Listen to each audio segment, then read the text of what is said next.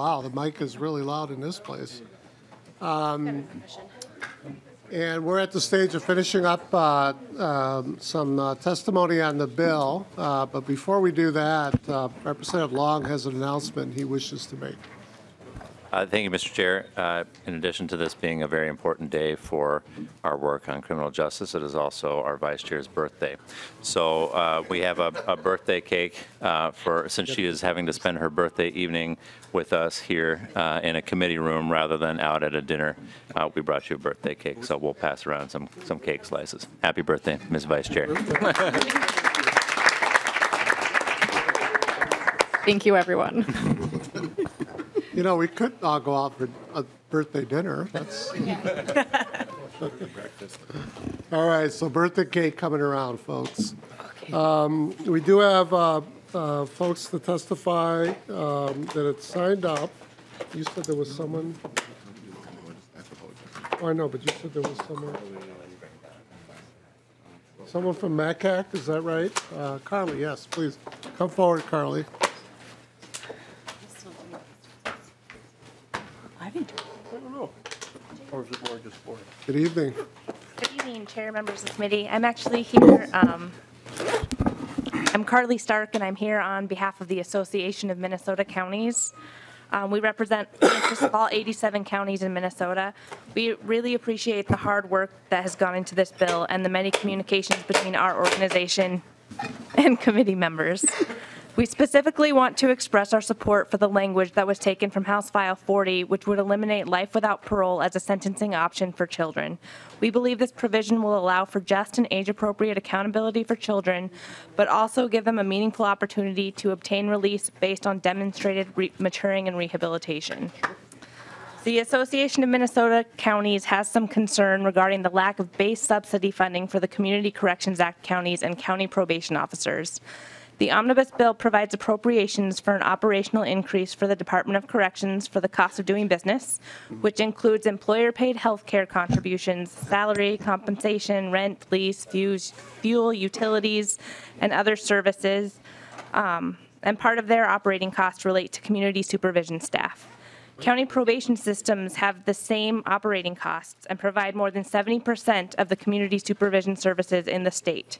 When the CPO and CCA subsidies do not increase to reflect rising operating budgets, Minnesota counties must increase their support for community supervision budgets, which disproportionately affects smaller counties that are unable to make up the difference in cost.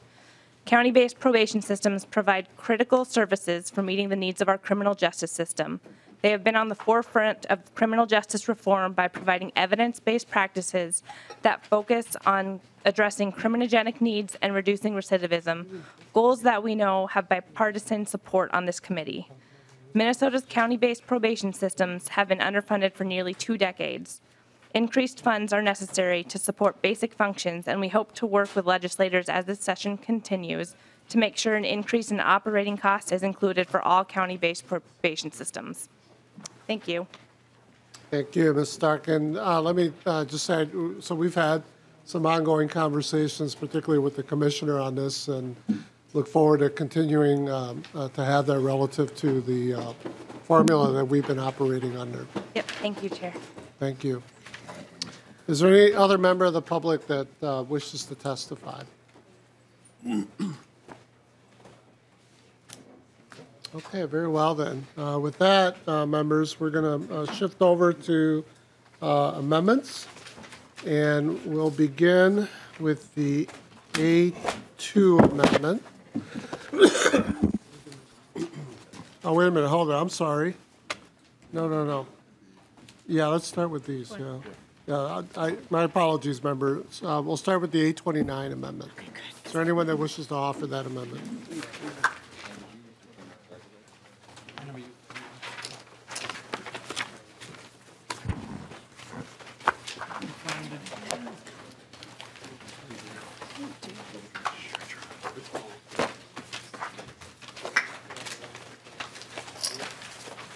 Representative Johnson. Members, the A29 deletes Article 4 on page 67. Deletes Article 4. This article has a number of provisions that are actually hostile to law enforcement and use the premise that the police are bad. It requires every department to submit name of every officer disciplined for use by a private company. And we actually discussed that a little bit in judiciary this morning. It's umbilical to the peace officers training. It's tied to the peace officers training board with public members addition. The premise that the peace officers officer excellence task force members, law enforcement in Minnesota is probably the best in the country. We have the highest, probably the highest trained officers. Back in the 70s, we started the process of requiring law enforcement officers to be licensed. And before they can even be eligible for a license, they had to go to college. They had to get training. They had to pass tests. And that training has gotten better and better and better. Every department across this state and every officer wants to have the best department. They want to have the best officers. It is important, and they've done things in the departments themselves with the training, keep consistently looking for better and better training, and doing a lot of training in-house for their area that they need to do a better job, and they're continually evolving to become better police officers. This is an undue thing that we don't need to do because they are doing it, and they're working with the public, working amongst themselves, doing things to be better all the time.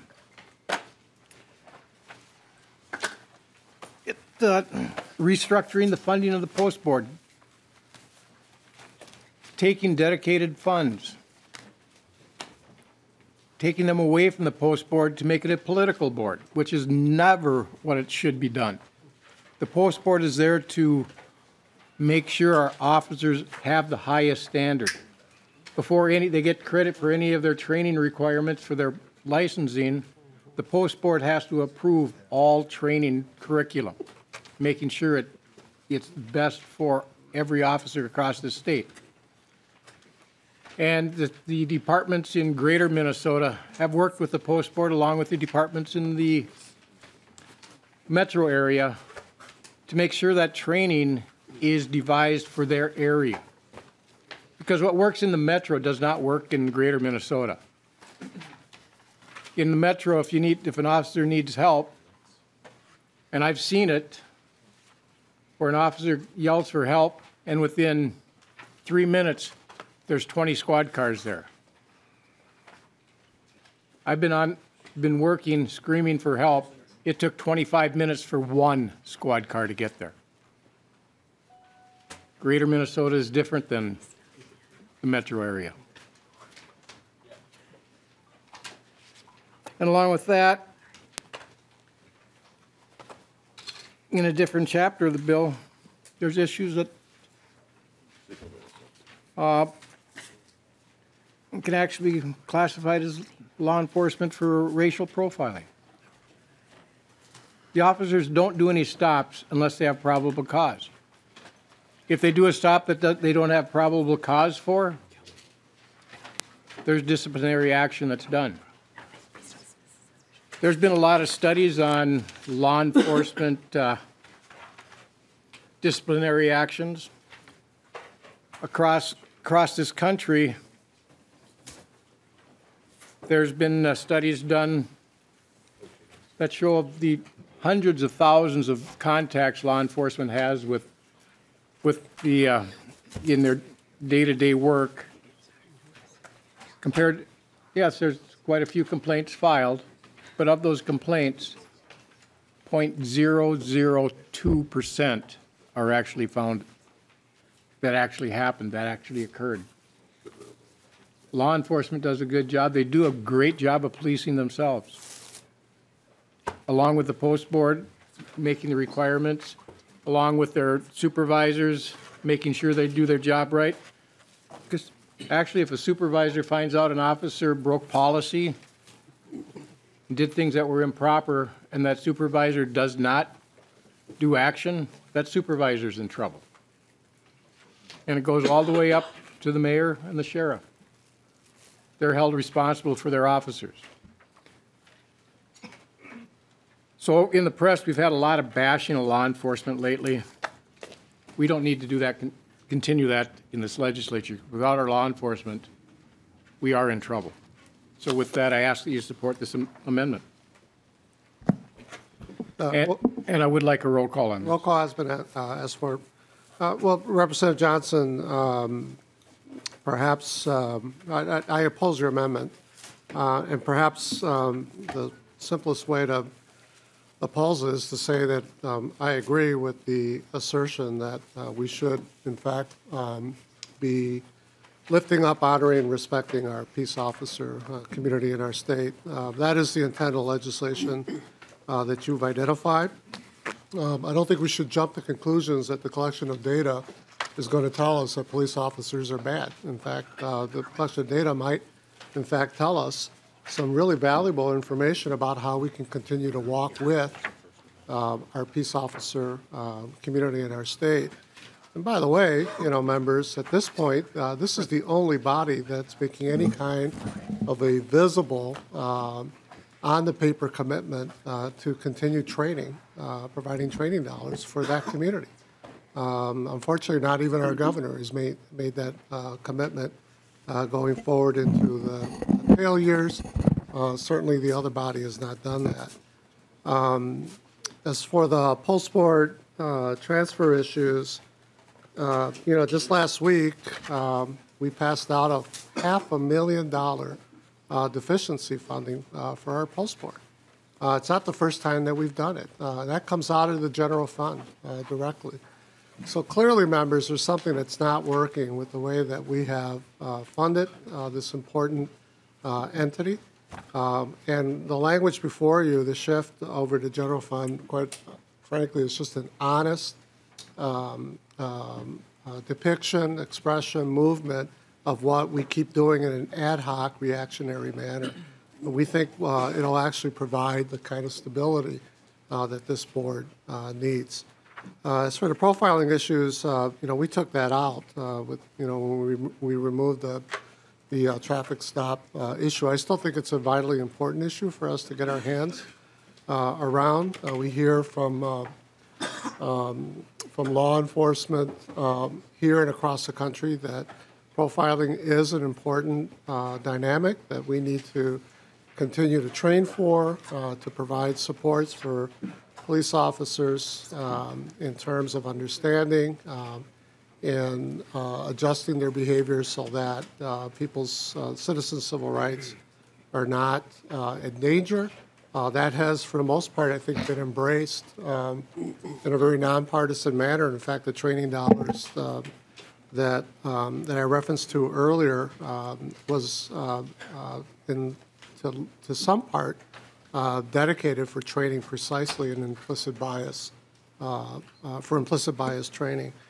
Your amendment does a number of other things. It removes several other sections in the bill related to the two-member expansion of the post board, eyewitness identification language, sexual assault policies are required by police departments. And so, members, I would urge you to vote against the A2 amendment. Representative Dean and then Representative Pinto.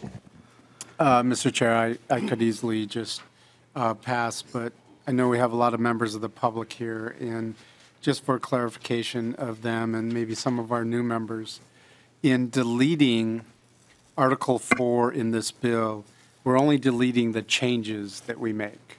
We're not deleting existing statutes that are out there in place. So folks shouldn't think that because we're deleting this whole article that we're deleting all of the language. We're deleting the changes that are proposed. So we're not doing away with the existing reinstatement fee or other sections that have no alterations relative to that. So I just want to make sure that folks knew what we were doing here.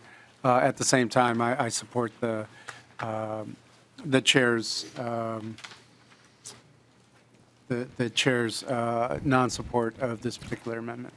Very well. Representative Pinto. Thank you, Mr. Chair. I just want to note that Article 4 contains Section 8 on page 74, which requires that that law enforcement agencies have policies governing the investigation of sexual assault cases. This is, of course, a response to a series of articles, and I think a really important step. And so I'll be voting no, in part to make sure that law enforcement agencies do have such policies. And I know that sometimes we have to vote for things where you know, we agree with some policies, disagree with others, et cetera. But this amendment could have been crafted to exclude Section 8, and it was not. It's explicitly included, which makes me believe apparently that that those who'd be voting in favor of this would favor the removal of Section 8, because it could have been crafted to not do that. And I think that is one of the many reasons to vote against the amendment and make sure that our law enforcement agencies do in fact have policies governing the investigation of sexual assault cases, along with all the other parts of Article 4. Thank you, Mr. Chair. Thank you. Representative O'Neill. Thank you, Mr. Chair. And just in response to that, you know, obviously I've been working on reforming sexual assault legislation for, well, my whole career since I've been here. I don't have a problem taking this out because I know that we have made a very loud voice down here, and I know that law enforcement have been listening. They've been telling me they've been listening, and there are some model policies out there already.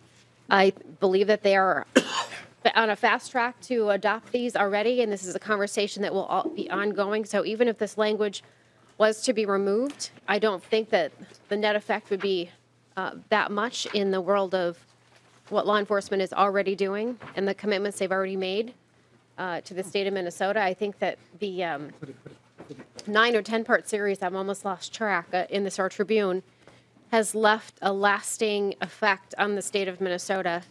And law enforcement heard loud and clearly, and so did the prosecutors, and we are working on quite a few really important pieces, including the working group to redo some additional parts of statute. So even though I've spent my entire career working in this part of law, I am comfortable to vote with Representative Johnson to remove it, because I believe that in totality of this section, I think it's a smaller part, and I do think that this is moving forward with a lot of momentum of its own. Thank you, Mr. Chair.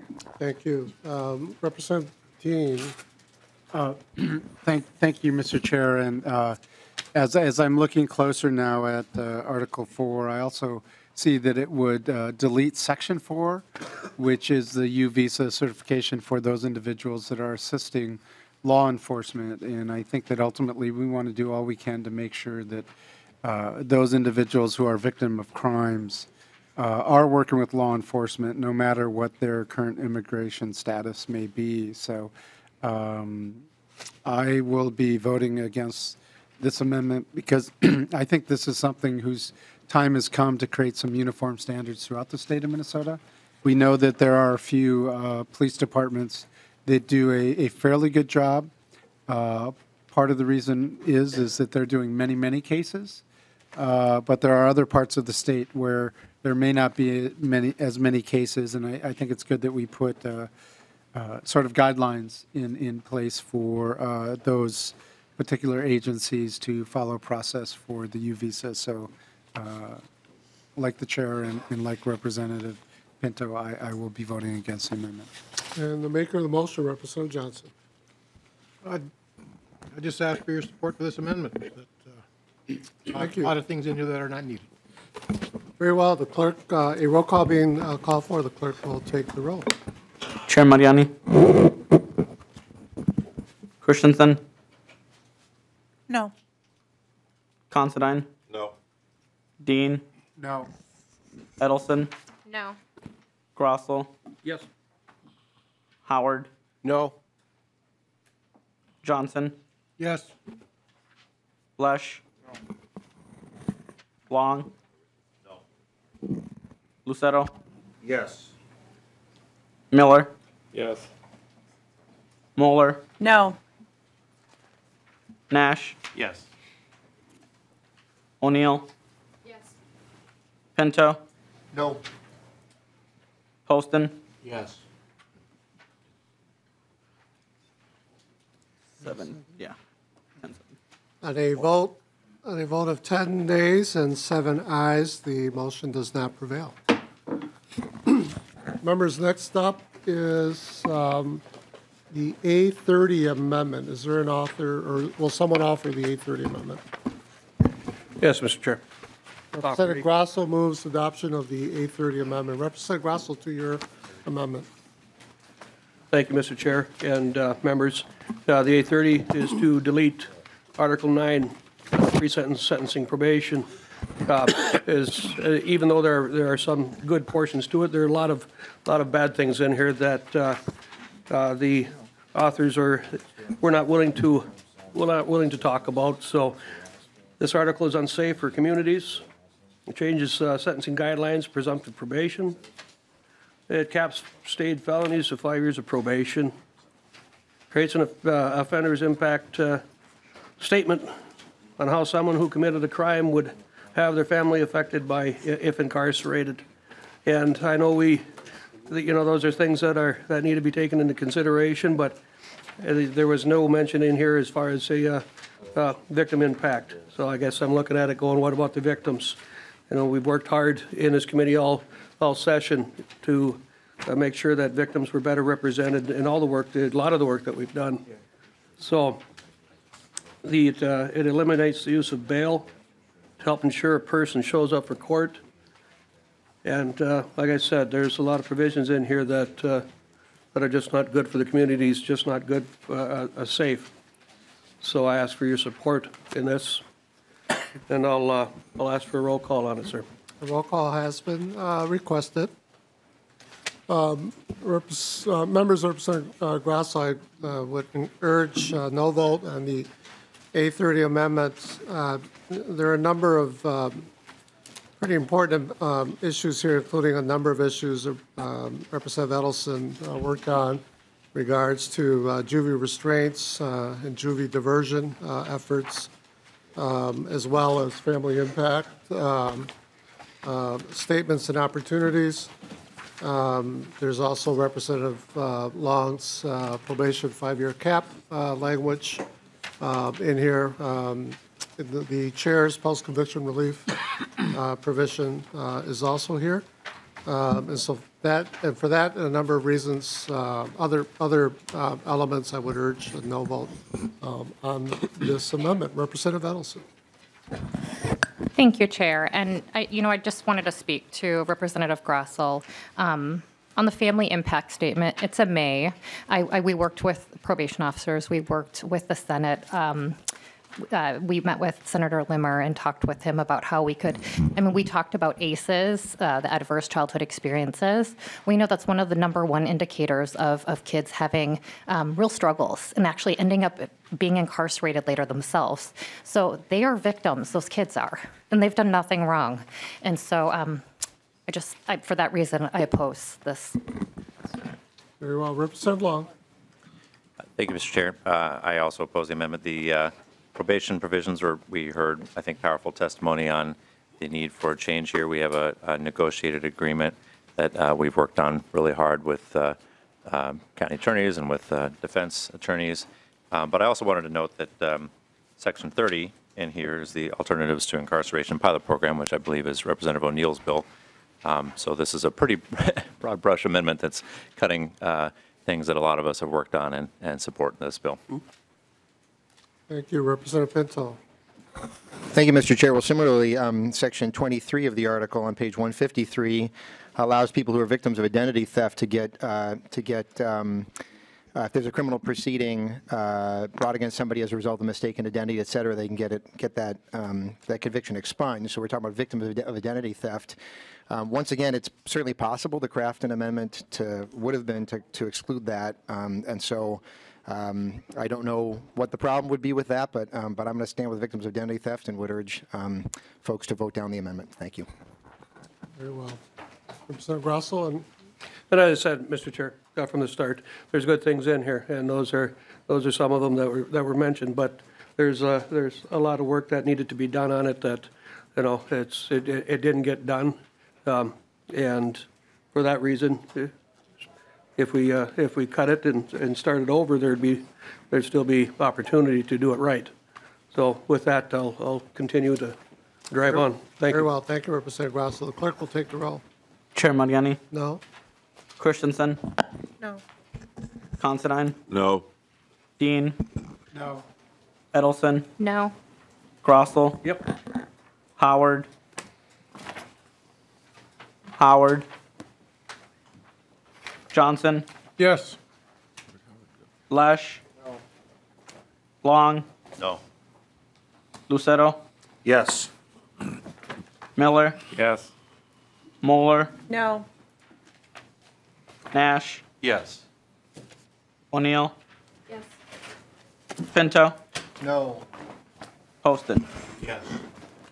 Howard's here. Howard, No.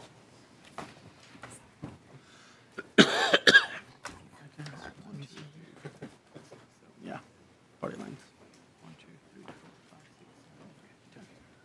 Very well, on a vote of 10 noes and 7 ayes, the motion does not prevail. Members, next is my list here. Is it the A1? Yeah. Are we done with the? Oh, here we go. You're right, yep. Next is the A1 amendment. Is anyone offering the A1 amendment? Mr. Chair, I have that. Representative Johnson moves adoption of the A1 amendment. Representative Johnson. The A1, members, the A1 amendment deletes the uniform collateral consequences of conviction section. It places an undue burden and requirements on law enforcement, prosecutor, and the courts. Applies to all laws and rules moving forward unless specific language states that collateral consequences don't apply. A nightmare for agencies. If a court sets aside a petition for relief that disqualifies somebody from human services license, the bill says the individual must notify the Department of Human Services. There's no penalty if the person doesn't. And this is troubling. A conviction could be overturned, but because the person wasn't told the collateral consequences, you could have problems. I guess it's something we may need to look at, but this bill that was part of this bill, this section is not ready for prime time right now. Very well. Representative Long. Thank you, Mr. Chair. This is a bipartisan underlying bill that we heard in committee, and since Representative Hurtas is not here, I'll speak on both of our behalves. But the goal here is to try to provide notice of collateral consequences to individuals. It's a uniform law that's been adopted in other states and had thorough vetting by American Bar Association and others. So I'd urge opposition of this amendment. Representative Johnson. Mr. Chair, members, this actually doesn't do anything for it. This bill, the way it's written. We have one spot in statute that lists where all the collateral consequences are. We remove that. We remove the index. But it doesn't remove a single collateral consequence. It just makes it more burdensome for everybody else. If somebody asks what the collateral consequences are for the offense, all an officer has to do is, it's in the 609 Chapter B, or 609B. It's real easy to look up. Now there's about 48 different places or more, maybe 148 different places in statute where you'd have to try to find it. Removing the index doesn't solve the problem. Very well. A roll call has been called for. The clerk will take the roll. Chair Mariani, No. I'm sorry. Was there? There was no roll call? Oh. Didn't request roll call. Well, then, all in favor of the motion, please say aye. Aye. Opposed, same sign. No. Motion does not prevail.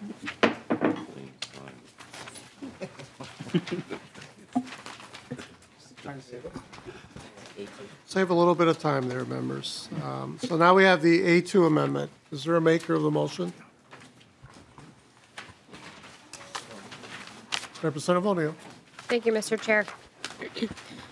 We had quite a bit of conversation about this particular provision when we were in the Corrections Committee, and this is coming over from the Corrections Subdivision. And this is asking that the Indeterminate Release Board, when they do a vote of their 5 members, that it would be a supermajority. In other words, 4 out of the 5 members must vote in order to release a very violent offender back into the community.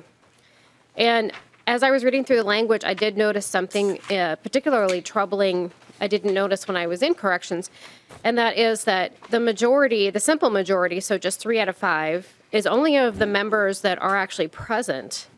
So you could potentially just have 3 members present and only need 2 to actually release someone that's been convicted of murder or other heinous crimes.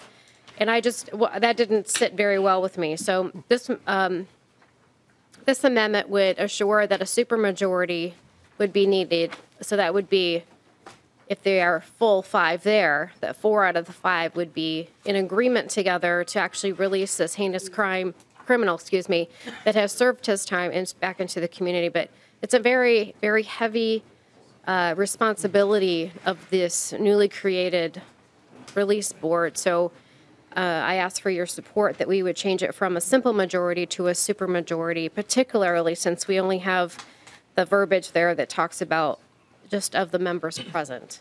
Thank you, Mr. Chair. Thank you, Representative O'Neill. I carried this bill, members, for the Indeterminate Release Board, and we did have this conversation both in corrections and I think also here in our committee. I did oppose a similar motion before.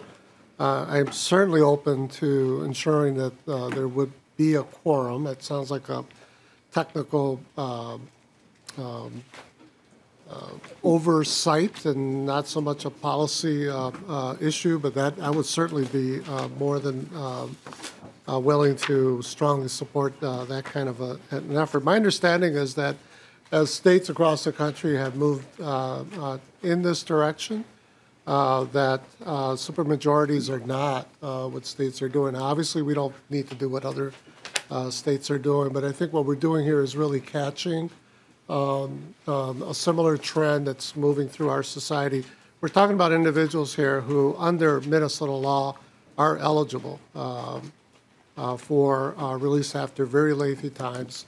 And we're also talking about a process that's currently being used in the state of Minnesota that we're not changing, that is quite rigorous. We heard extensive testimony from the Commissioner of Corrections on that.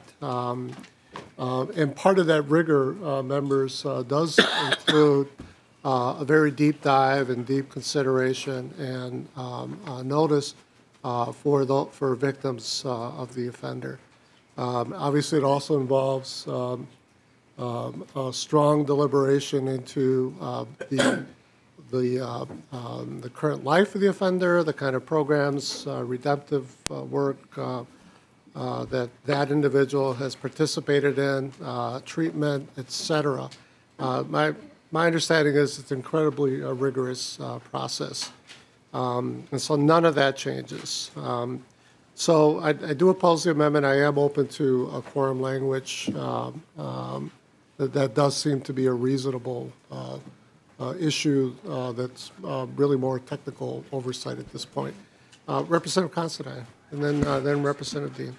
Thank you, Chair Mariani. I just was going to point out that every other parole board in the country, it's a simple majority. Well, Representative Dean. Thank you, Mr. Chair. And as I look at this, I become really concerned about how it's written, because the example you gave was if 3 people were present, they could have 2 people vote, and that would be a majority. But if 4 people were present, it actually would require a supermajority. It would require 3 or 4. So I think that, although I understand the intent of this, I think within the actual wording I think there's some other things, and I think that ultimately talking about a quorum present would probably be as impactful as what the amendment is trying to get at. But again, because of the language on 1.5, I just, for people, you're pretty much saying that it would be 100% supermajority instead of just a supermajority of 75%. So I'll be voting against it. Representative O'Neill? Thank you. Just a final thing. So we just have to keep in mind, too, where these 4 individuals or 5 individuals are coming from. One is the commissioner himself, and the other 4 are suggested, appointed, however we're going to say that, by the legislature, House majority, minority, Senate majority, and minority. And so my fear is that you end up with more political ideology than maybe is useful. And so this would make sure that if you've got different ideologies, that you would all have to come to agreement to make sure that you are in fact doing the right thing for the citizens of Minnesota. So I am not asking for roll calls. Very well. Thank you. Thank you, Representative O'Neill. All in favor of the A2 amendment, please say aye. Aye. Opposed, same sign. No. Motion does not prevail. The A3 amendment, is there a maker for this motion? Yes, Mr. Chair.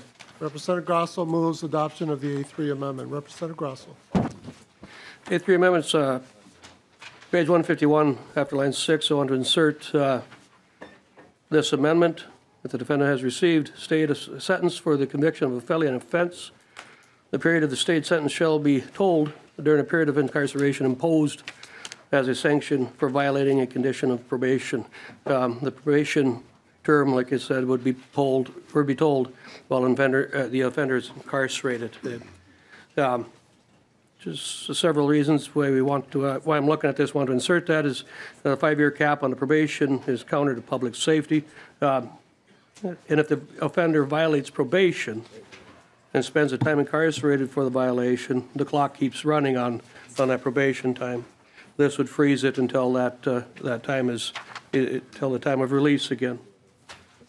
This amendment like I said, stops the clock on probation while the offender is incarcerated. And this is separate from committing a new offense.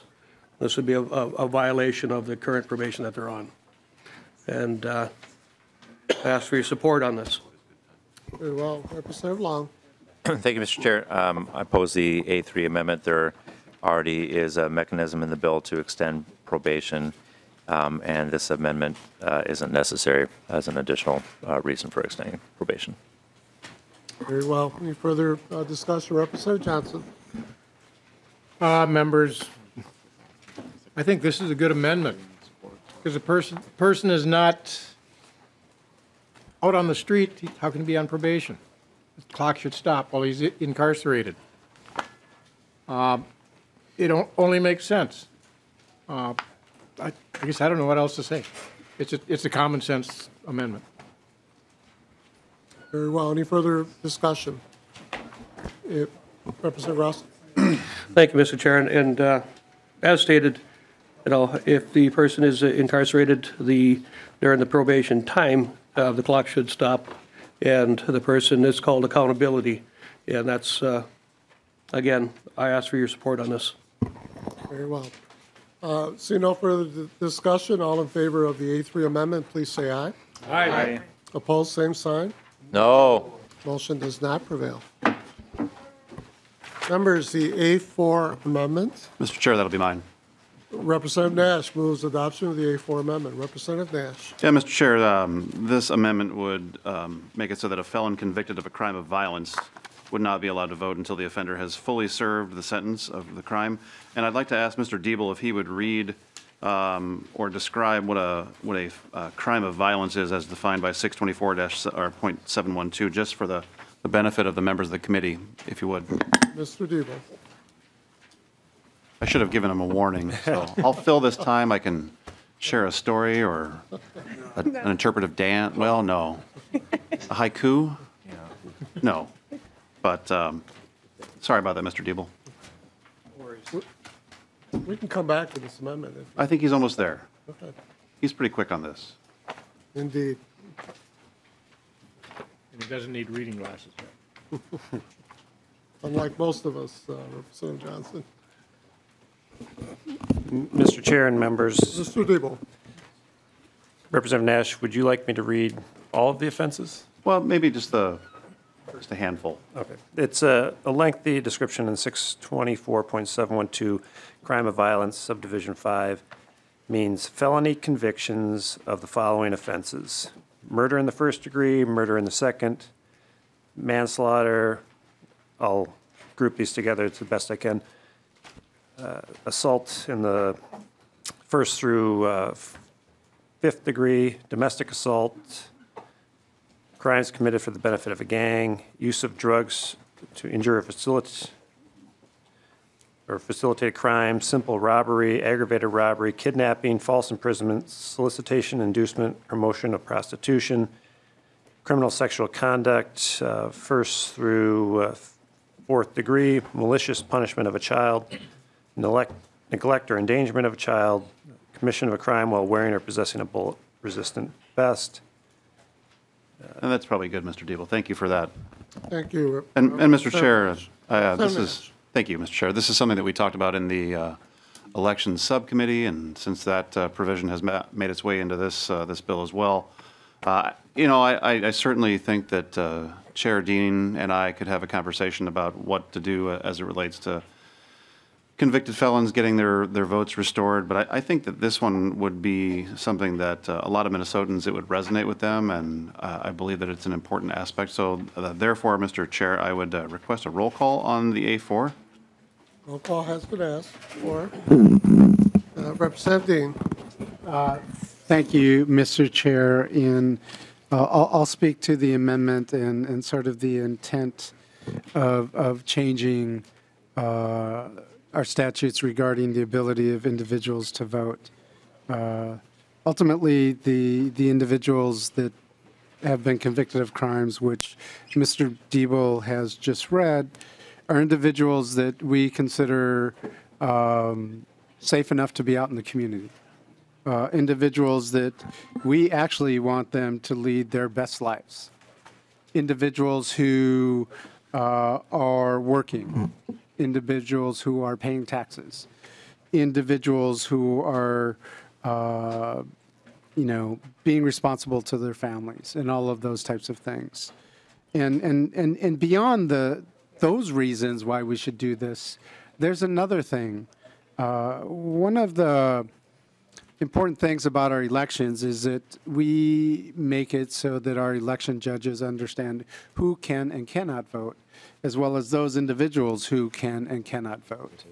For an eligible voter, should this become statute, an individual who actually shows up who's an eligible voter, there'll be a real clear line on their ability to vote. Right now we have stays adjudication and lots of other things that sometimes individuals that are within the criminal justice system, there's sometimes confusion. And this creates what I would say is one of the brightest line, and I know we've had conversations about moving a bright line, but I think once you move a bright line, it no longer becomes that bright line. So I would ask that members vote no on this amendment. Very well, Representative Boland. Thank you, Mr. Chair. And I just wanted to point out that the crimes of violence list that was read would also include felony drug crimes. And so, I support Restore the Vote, and just wanted to point out that list of crimes that you would be not applying this to would include all the felony drug crimes. And I think there's been some recognition in recent years by members of the body regarding controlled substance offenses and how those should be classified. And just wanted to make sure that folks knew that was included in that list. Representative Edelson. Thank you, Chair. I just think it's such an odd statement to say that we want you in our public, but we don't want you to vote. I don't understand how that would work. Because if we can't trust you to be in our public, I don't know. It's so confusing to me. So I'm going to be voting a no on this. Very well. Any other discussion? Representative Johnson. Chair Mariani, members, I'm in favor of this amendment. Let's look at the first couple. homicide, manslaughter. Then throw in sexual assault. The victims in the homicide and the manslaughter aren't even around to vote. They're gone. In the crim sex cases, a lot of them, it was family members. Guess what? We have a program through the Secretary of State's office where these women can hide. They have trouble voting. They can't even be listed on the voting polls. But we want to let the perpetrators of these horrific crimes be able to vote. They're not even done with their sentence. Minnesota changed their laws to back in the 70s, late 70s, early 80s,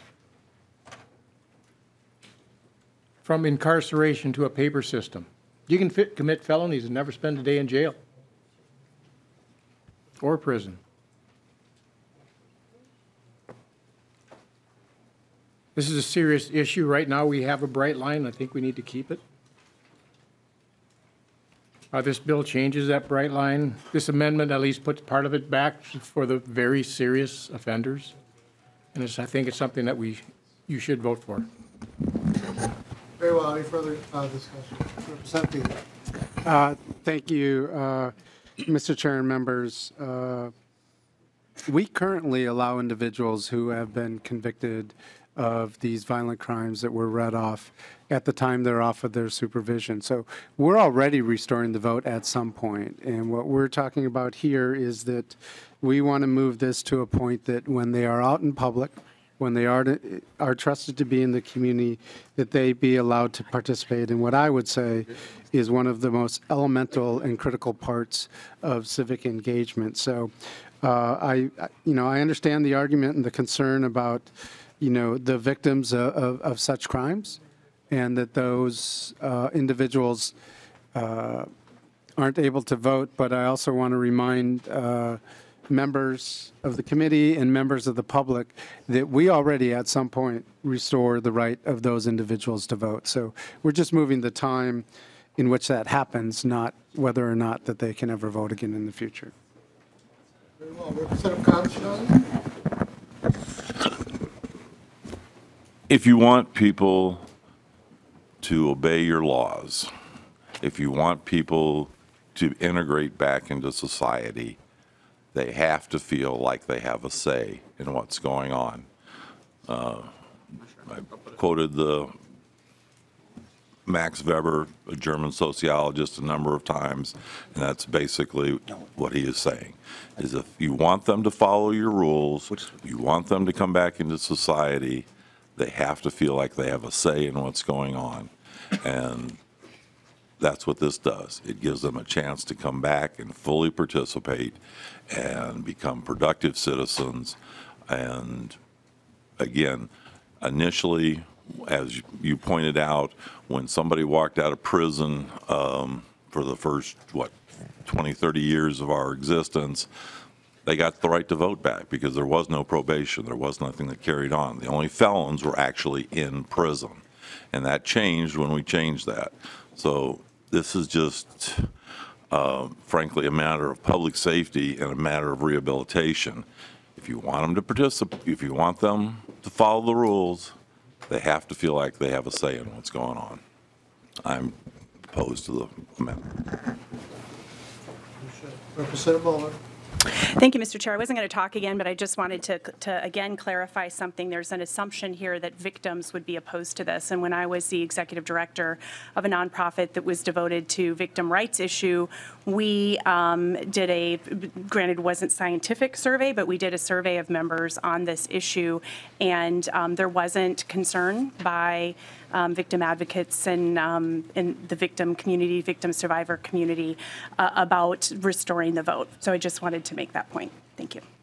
Thank you. Representative Lucero. Thank you, Mr. Chair. And just some food for thought for members here in regards to restore the vote. What we're talking about is felons that are still on probation, just so members of the public are clear. And I've heard some members on the committee talk about if we want to fully integrate people, return them their fundamental rights, ensure that they feel as productive members of society, then perhaps we should also consider the Second Amendment for felons that are still on probation. If we want them to feel as one of the fundamental rights, or their fundamental rights, among them being the Second Amendment, perhaps we should include that as well, if members truly believe that felons on probation should have their rights restored to them. So thank you, Mr. Chair. Mr. Chair and members, just to remind folks, if you've never had your rights taken away because of a conviction of a felony, you do get that right to vote again after you have served your probation or served your supervision. The only way you get your right to carry a gun back after that period is to actually make a submission to the courts. So we're talking about apples and oranges here, and I think we need to be real clear that this isn't about restoring all the rights that are removed when you're convicted of a felony, because one right you never get back unless you go through a court system, and there's nothing in this bill that would prohibit anybody at any point to actually apply to the courts to get their rights to bear arms. So there's nothing that prohibits an individual from petitioning the courts to get that right restored. Very well. Roll call has been called for. The clerk will take the roll. Chair Mariani, No. Christensen, No. No. Considine, Dean, No. Edelson, No. Grossel, Yes. Howard, No. Johnson, Yes.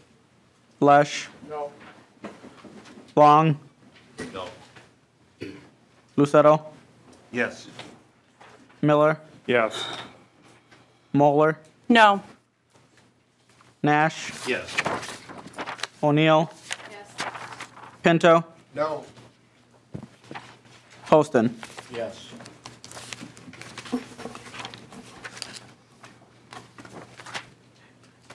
Seven, 10.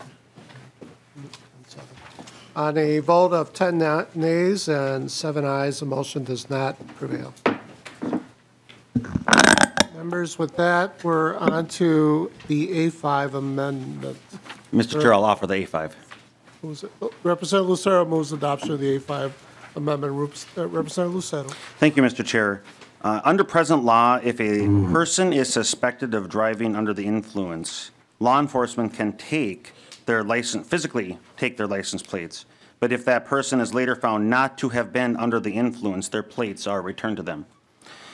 If law enforcement invalidates a person's license plates with a permanent sticker under language in this bill, and the person is later found not to be indeed driving under the influence, the person must pay for their own replacement plates. And that's wrong. This amendment would require the law enforcement agency to pay for the replacement plates of the person who's had the permanent stickers applied to the plates when indeed they were found not to be driving under the influence. So, Mr. Chair and members, I would encourage support of the A5. Thank you. Representative Pinto. Thank you, Mr. Chair. I'm the author of the bill that this relates to, and I really appreciate the clarification from my friend, and he is my friend, though we disagree on a lot of things, a lot of issues, but I really appreciate the clarification and urge members to support the A5 amendment. Thank you. Very well. Seeing no further discussion, all in favor of the A5 amendment, please say yes. Aye. Those opposed, say no. Motion prevails. So the A5 amendment goes on. With that, members, we're at the, yes, keep passing that birthday cake around. You never know what is possible. The A6 amendment. So you can roll your eyes. For a maker of the motion. Representative Johnson moves adoption of the A6 amendment. Representative Johnson. Chair Mariani, members. The A6 amendment removes the requirement for a post board to go through the audacious process to come up with an eyewitness model policy that law enforcement agency must use with allowing agencies, and allows the agencies to use the BCA model as a model policy. In fact, Lexi Pool, which I believe 84 of the 87 counties Sheriff's Office use, I believe they already have a policy similar to that as well. This just makes it much easier. In the policy, it says how to do a show up or a lineup, a photo array, how to administrate them, blind presentations, confidence statements, fillers, sequential presentations, and simultaneous presentations. The policy that BCA uses is actually 5 pages long. I do have a copy if somebody would like to see it as well. So the work is done. It's just a matter of requiring the other sheriff's offices and police departments to adopt a model policy similar to that. Very well. Representative Pinto? Thank you, Mr. Chair. And I respect Lee Johnson's thoughts on bringing this forward, but I do think that it's Section 6 of the bill that's being deleted here, page 71, and I do think that the best practices that are outlined here, which really are in use in many jurisdictions around the state, and that ensure, as we said, we had quite a bit of testimony on this a couple weeks ago now, I guess, pointing out that not only is this supportive of the rights of suspects, but it actually is really helpful for prosecutors. I've certainly found in my work outside the legislature that that being able to have a jury understand that these best practices are being used means that then when you point a finger at a suspect, then a defendant, you can be that much more confident and have that much more likelihood in securing a conviction. Having a model policy that is consultative with those that the board will be bringing together as stakeholders, certainly drawing on the policy that's adopted by the BCA, but there may be some issues that may be more appropriate for other jurisdictions rather than simply taking the one that's being used by the BCA. I would urge members to vote against the A6 amendment for those reasons. Thank you, Mr. Chair. Representative Johnson. Chair Mariani, members, when I talked with BCA on this policy, this is what was very well vetted out across the country. This is best practices. This is what works. The work is done. We don't need to redo the work. Very well. And any further discussion? If not, then all in favor of the A6 amendment, please say aye. Aye. Opposed, same sign. No. Motion does not prevail. Members, we are on the A8 amendment. Do we have Mr. Chair, I'll offer that. Representative Lucetto moves adoption of the A8 amendment. Representative Lucetto. Thank you, Mr. Chair. Language in the bill caps probation on a stayed felony sentence at 5 years. This amendment states that if a judge determines it's in the best interest of public safety to have an offender on probation for longer than 5 years, that it would not be considered an aggravated departure for sentencing guidelines.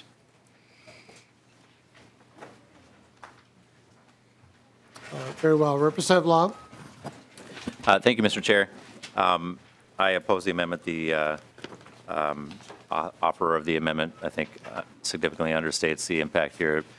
Removes or the maximum period for which the sentence of imprisonment might have been imposed, and that undermines the entire purpose of the bill, which is to put a cap at 5 years with two abilities for extending the cap. So this would not be consistent with the goals of the underlying bill. Representative Johnson. Mr. Chair, members, I speak in favor of this bill. In fact, our testifier that when we were talking about this bill actually spoke in favor of something similar to this. Because she testified that she had multiple different stages of probation. And the first one was 5 years and another 5 years after that. By the time she got done with her, if you actually listened to what she said, and I actually talked to her out in the hallway, it took 6.5 years of treatment before she finally became clean. If it takes 6 plus years of being on probation, forcing you to go to the treatment in order to get through the treatment, 5 years once it done it, and she'd been back in the system again.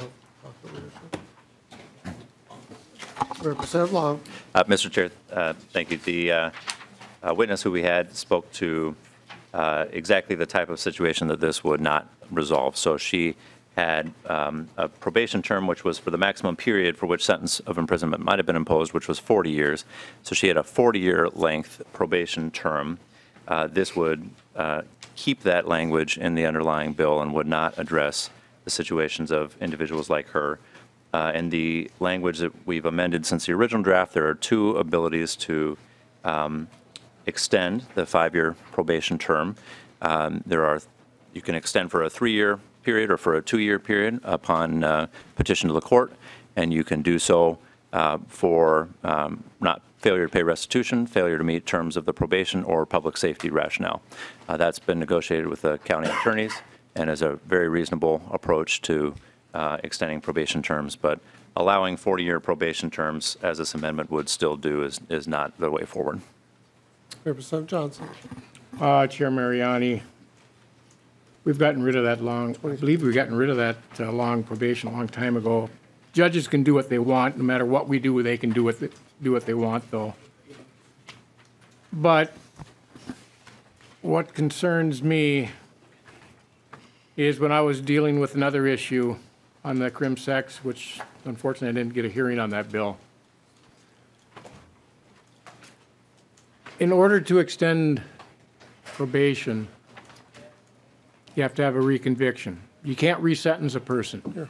So if you have a cap at 5 years, it cannot be extended past the 5 years period. You can't go to court to resentence. Once your sentence is done, it's done. You cannot extend. In my bill that I had, it extended the probation for a crim sex to 20 years instead of 10. But it ended at 10 years unless the state could prove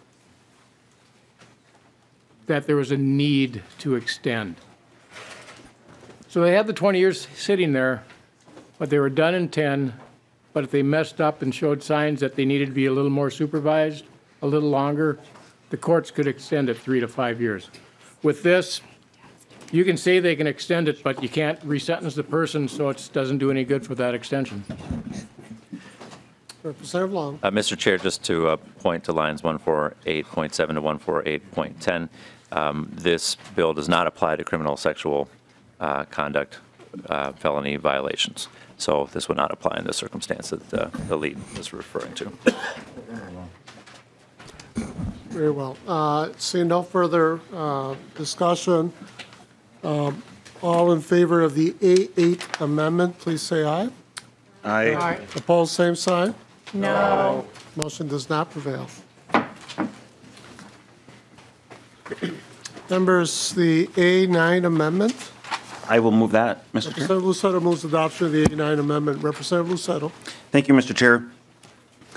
If the uniform collateral consequences of conviction section of the bill, in the uniform collateral consequences of conviction section, a person can be given limited relief from a disqualification for a human services license by the court. However, if a court revokes or restricts the disqualification set aside, the bill says the individual must notify DHS. There is no penalty if the person does not notify DHS. We don't want people who the courts say are ineligible for a license to be licensed. This amendment requires the courts notify DHS of a revocation of a set-aside, not the individual.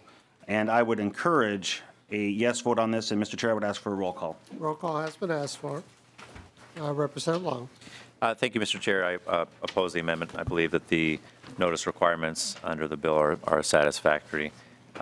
It's makes sense to me to have the individual immediately notify the commissioner if they have if they have an order of limited relief that is restricted or revoked. So I would oppose the amendment. Very well. There has been a roll call asked for. The clerk will take the roll. Chair Mariani, No. Christensen, No. Considine, No. Dean, No. Edelson, No. Grossel, Yes. Howard, No. Johnson, Yes. Lesh, No. Long, No. Lucero, Yes. Miller, Yes. Moeller, No. Nash, Yes. O'Neill, Yes.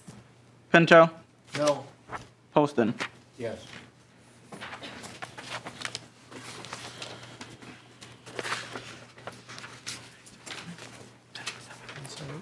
On a vote of 10 nays and 7 yeas, the motion does not prevail. The A11 Amendment members. And Mr. Chair, I'll offer the A11. Representative Lucero moves adoption of the A11 Amendment. Representative Lucero. Thank you, Mr. Chair. So language in the bill adds light rail operators to careless and reckless driving.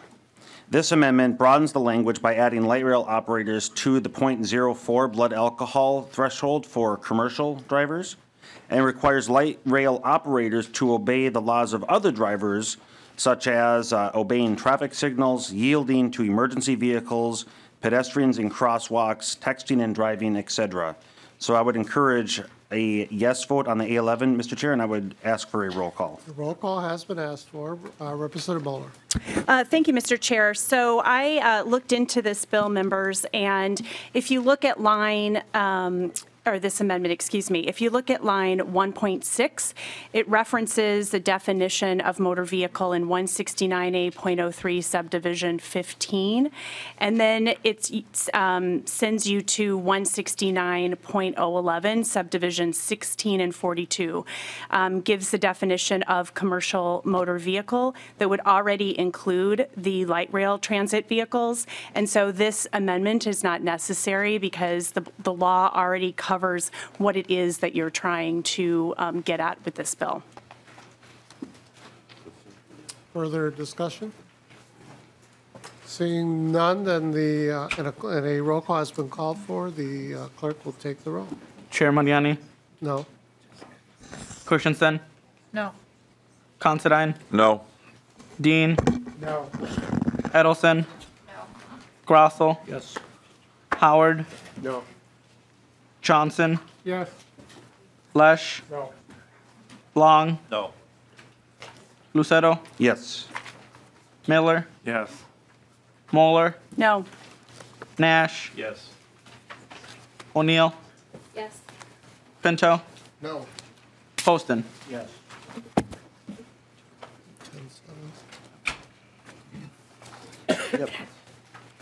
On a vote of 10 noes and 7 yeses, the motion does not prevail. Members, that takes us to the A9-0371 Amendment. Mr. Chair, that's mine. Representative Miller moves the A19-0371 Amendment. Thank you, Representative Miller. Thank you, Mr. Chair. We'll give Representative Lucero a break here on one of the amendments. So, Mr. Chair and members, what this does is this addresses, I believe it's the Representative Dean bill that kind of changes and lessens, if you will, the crimes when it has to do with marijuana. And what my amendment does is it just puts back, if you sell, let me make sure that I'm looking at what I wanted to also say, because there's one other part. Oh, there we go. There's the part I was looking for. This is a sale. I know in committee we talked about, well, what if it passes from one person to another? So it does not include that. If this is a sale of any kind of marijuana, it's moved to a misdemeanor instead of in the original bill, it's a petty misdemeanor. And members, I just think that it's important to remember that, in my opinion, a controlled source or a controlled substance of any kind, if it's being sold, it should be illegal. And I know petty misdemeanor is technically illegal, but we also know that's a pretty light thing that the police probably won't follow up on. And until Minnesota makes recreational use of marijuana legal, I just don't think that it should be sold in any way. So I ask for member support, please. Very well. Representative Dean. So, Mr. Chair and Representative, I wish we would have had a conversation before we got here today.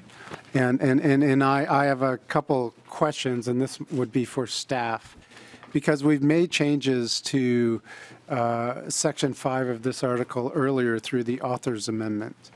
And in that process, this is addressing on line or deleting lines 30 to 31 and then doing some things to line 32, it's changing the numbers. But I'm concerned that it's deleting some of the current changes that we've just adopted. And because of that, I'm reluctant to say, okay.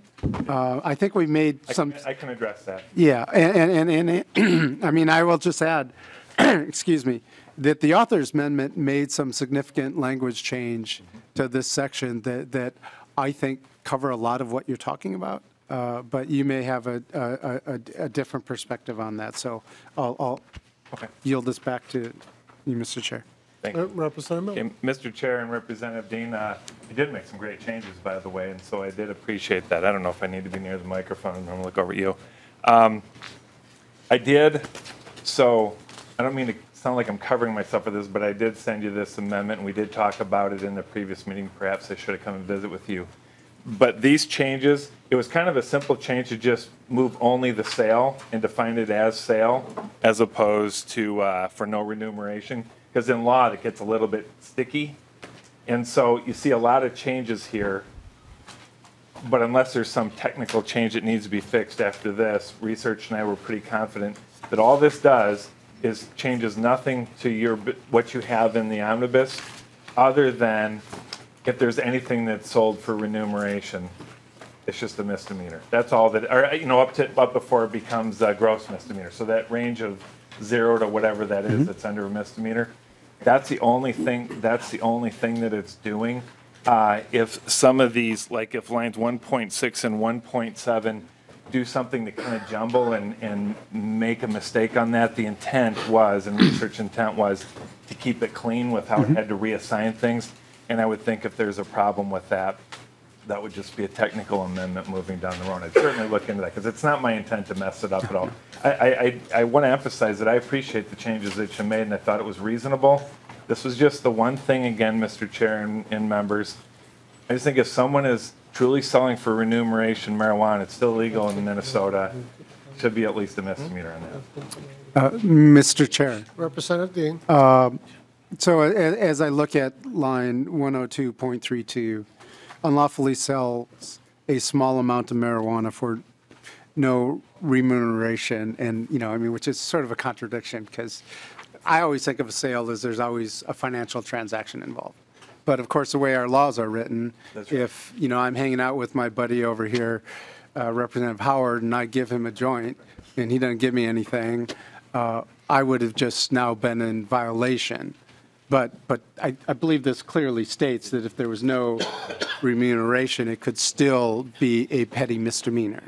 And I'm just going to say, there's a little part of me that's reluctant to take this, but I also know that we're going to have ongoing conversation with the county attorneys moving forward, and we'll probably see some more changes to this before we get back to the floor. So, I'm not going to keep score like we did in the elections committee, but I would recommend that members that we accept this amendment and we can continue to move forward.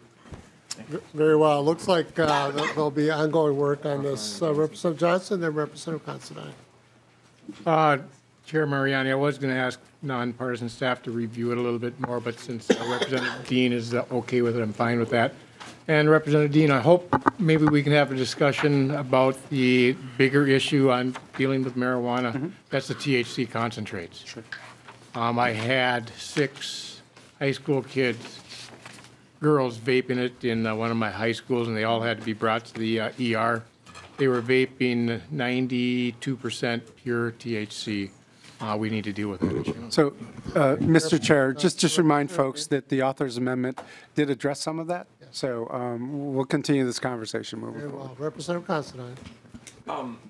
Going back to Representative Dean's little story there, if he and Representative Howard just were getting some together, and he came back and he handed it to him, and then Representative Howard handed him half the money, would he be then? The amendment. guilty underneath your, I mean, you got two college freshmen, they don't have much money, they decide to buy some. They're splitting the cost. One guy gets it. Is that then going to end up with them in jail for selling in your scenario? Mr. Chair. Representative Miller. Thank you, Mr. Chair. Representative Considine, I think that's a good scenario. Let me kind of articulate two parts of that. First of all, and Representative Dean did address this sort of, when we looked into this, law does make a distinction between remuneration or no remuneration. That's why we had to jumble some of this to make it kind of work with what you had written. But Representative Considine, to that, this only moves it from a petty misdemeanor to a misdemeanor. Now, I'm trying to eyeball all the county prosecutors in here, but I'm kind of guessing that if that scenario happened, that it would probably be dealt with in a slightly different manner, but that would in effect be up to the courts. They could choose to say that's a misdemeanor and we're going to prosecute it. I just go back to, I just think that that's a reasonable. Would both of them be prosecuted or just Representative Dean because Representative Howard? I would leave that up to the county, I would leave that up to the county attorneys and the judges, but I do want to, while Does he have to make money? Mr. Chair. Members, through the chair, please. Yes. I'm sorry. Mr. Chair. Representative Miller. If there is money transferred the way the law is written currently, it is a misdemeanor, I believe. I think that's where it's at right now. So I'm kind of reverting back to that. In current law, if there's no remuneration passed between them, currently, it's a petty misdemeanor. Okay? So the only thing that Representative Dean's his version here in the Omnibus does is it just lowers that remuneration step under a certain quantifier down to that. And Representative Dean, I do want to say while I have the microphone that it's fair that you say we need to talk about this. I'm more than happy to discuss it. I thank you for accepting this because I think we can come up with something that we both agree on moving forward. Thank you. And Mr. Chair, if I could just add some Dean. clarification. This amendment actually takes out 102.30 and 102.31, which the author, the chair's amendment actually allowed to be in, and change some clarification relative to non-resident forms. So we previously, prior to this, we're changing that. So the reason that I'm willing to accept this is I've already had some conversations with the county attorneys, and I think that ultimately there's going to be more conversations before this bill gets to the floor. So again, I think that what you're doing is in some ways moving us, I believe, in the direction we need to be, and that's the reason that I'm asking folks to vote yes. Representative Considine. I think we're penalizing cooperation.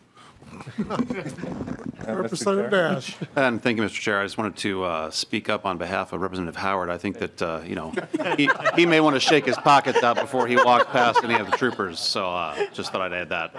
And Mr. Chair. Thank you, Representative Nash. Representative Miller. For the record, Representative Dean and I agreed on 3 things this year. Mark that down. That's pretty good, isn't it, Representative Dean? All things are possible. Members, I've never seen so much debate on an amendment that everyone agreed that.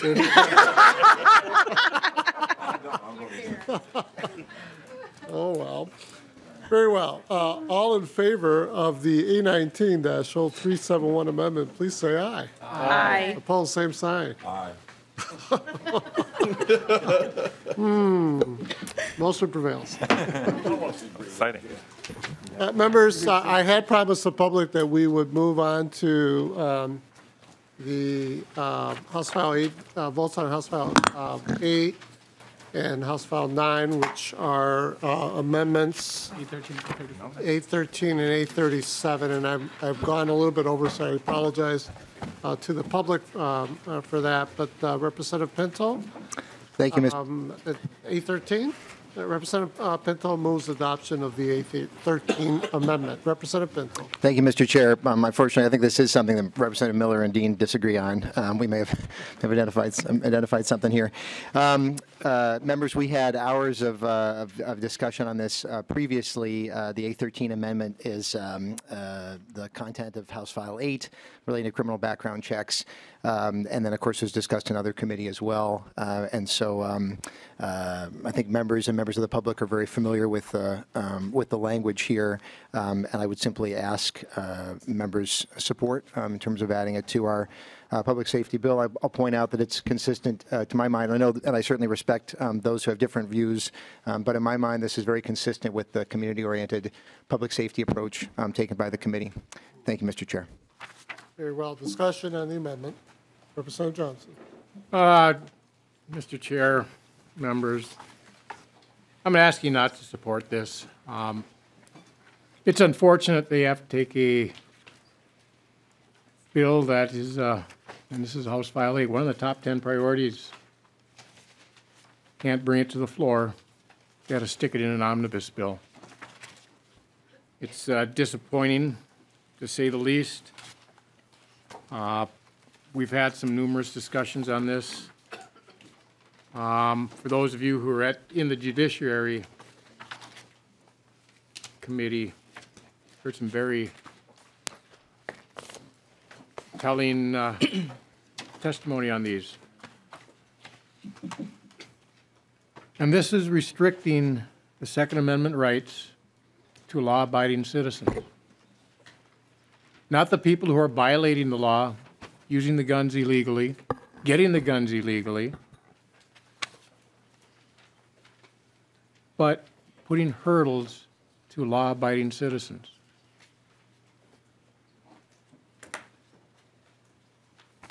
I'm at a loss for words. Other than disappointing. If it's a priority, bring it to the floor. Very well. Howard. Hold on. We have two lists here. Representative Nash. Howard. Did you call me, sir? Yes. Chair? Thank you, Yes, Mr. sir. Chair. Couple things. Would like if we could have House nonpartisan walk us through, or perhaps Representative Pinto walk us through. I believe that this amendment isn't exactly the same as the bill we hotly debated in this committee. So I'd like you to, or if House nonpartisan would like to, or you guys can Rochambeau for it. If we could talk through the differences between what this is and what the bill was, and then I'll have other questions, Mr. Chair. Why don't we have our House research staff just do a very quick walkthrough. Mr. Chair, Mr. Diebel. Mr. Chair, Representative Nash, members, there are a few changes in the bill, in the amendment from the bill when it was passed out of committee last. If you move to page 3 of the amendment, the A13 Amendment, there's an expanded procedure for when a person with a permit to purchase or transferee permit becomes ineligible and has it revoked. The new language between lines 3.11 and 3.28 sets out how the permit should be returned or taken from the ineligible person. There is also a change, and it's more of a clarification that was brought to the attention of the legislature, in particular Representative Pinto, to clarify that the waiting period on, you'll see that there are changes on page 5 that on lines 5.22 and 5.23, there was inconsistency in how long a person had to wait for a permit, a transfer report to be processed. And so this clarifies it and it establishes it as 5 business days. The other change from the bill, as it was last passed out of committee, is in the final section.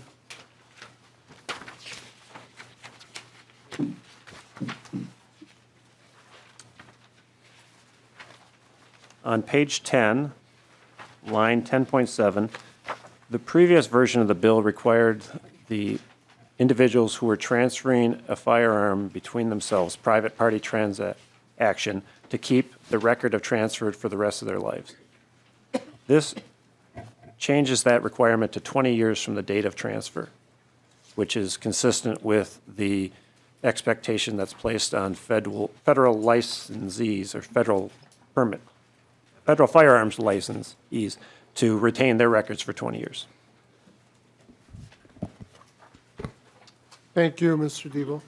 And Mr. Chair. Representative Nash. Thank you, Mr. Chair. And Representative Pinto, you're right. We have had spirited debate, and we might have a little bit more.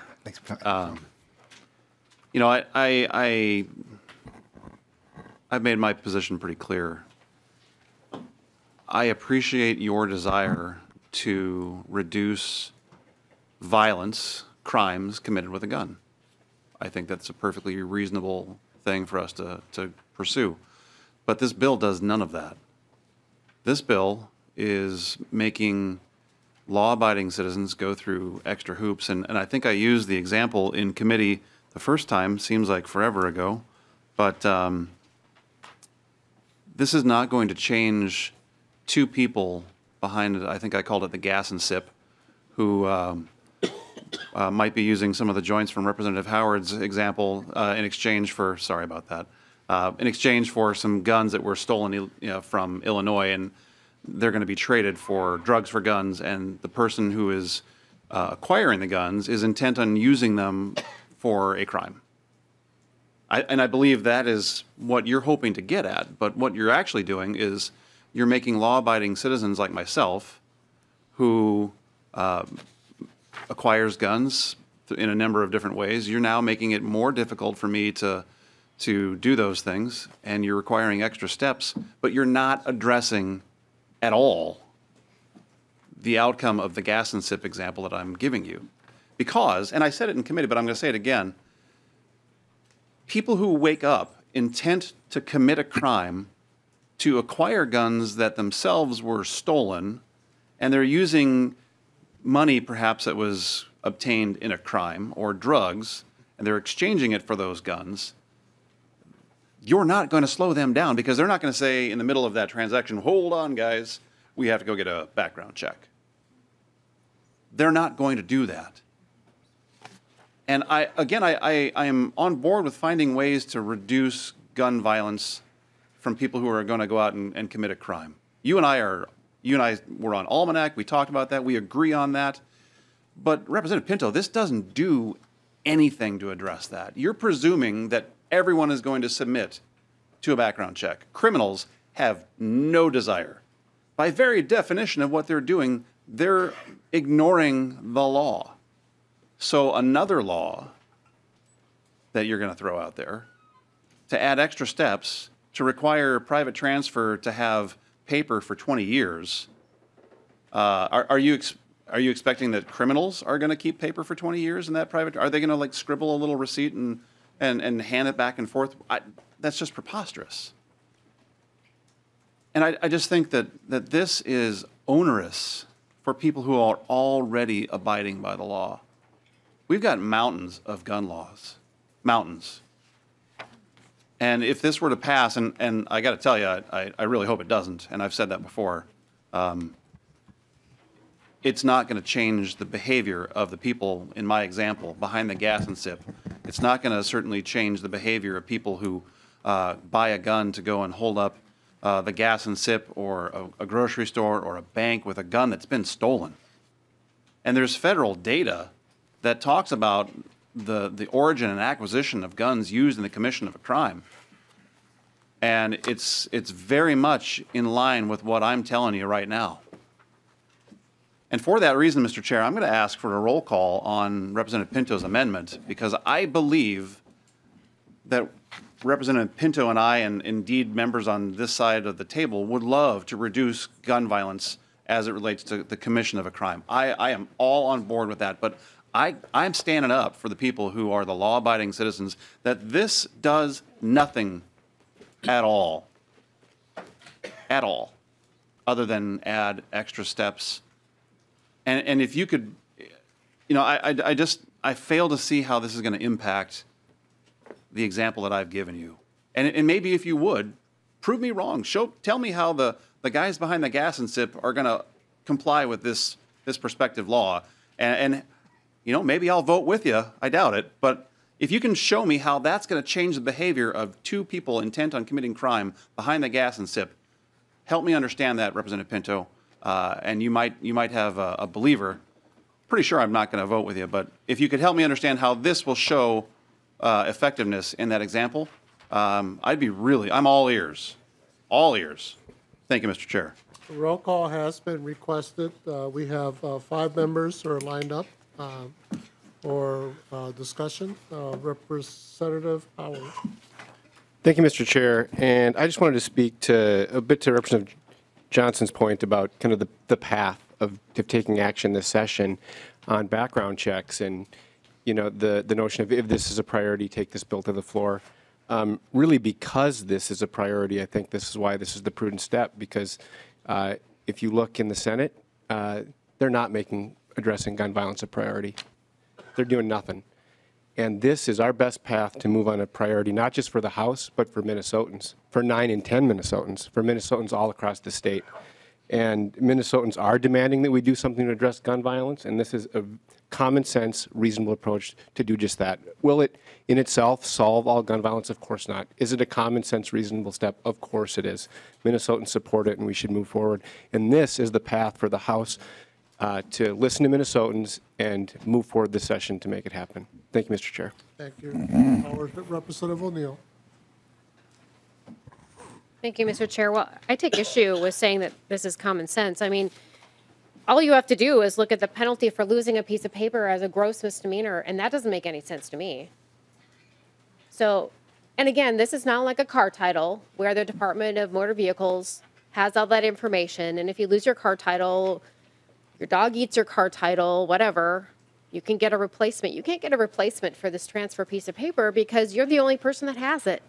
So if you have a house fire, if you have someone, if your dog actually did eat it, if you had a flood, we've had a lot of floods this year, and your house gets flooded and your papers get all damaged, you could be charged with a gross misdemeanor for the span of 20 years for not having this piece of paper. There is no backup piece of paper. No other government agency has it, not that we want them to have it.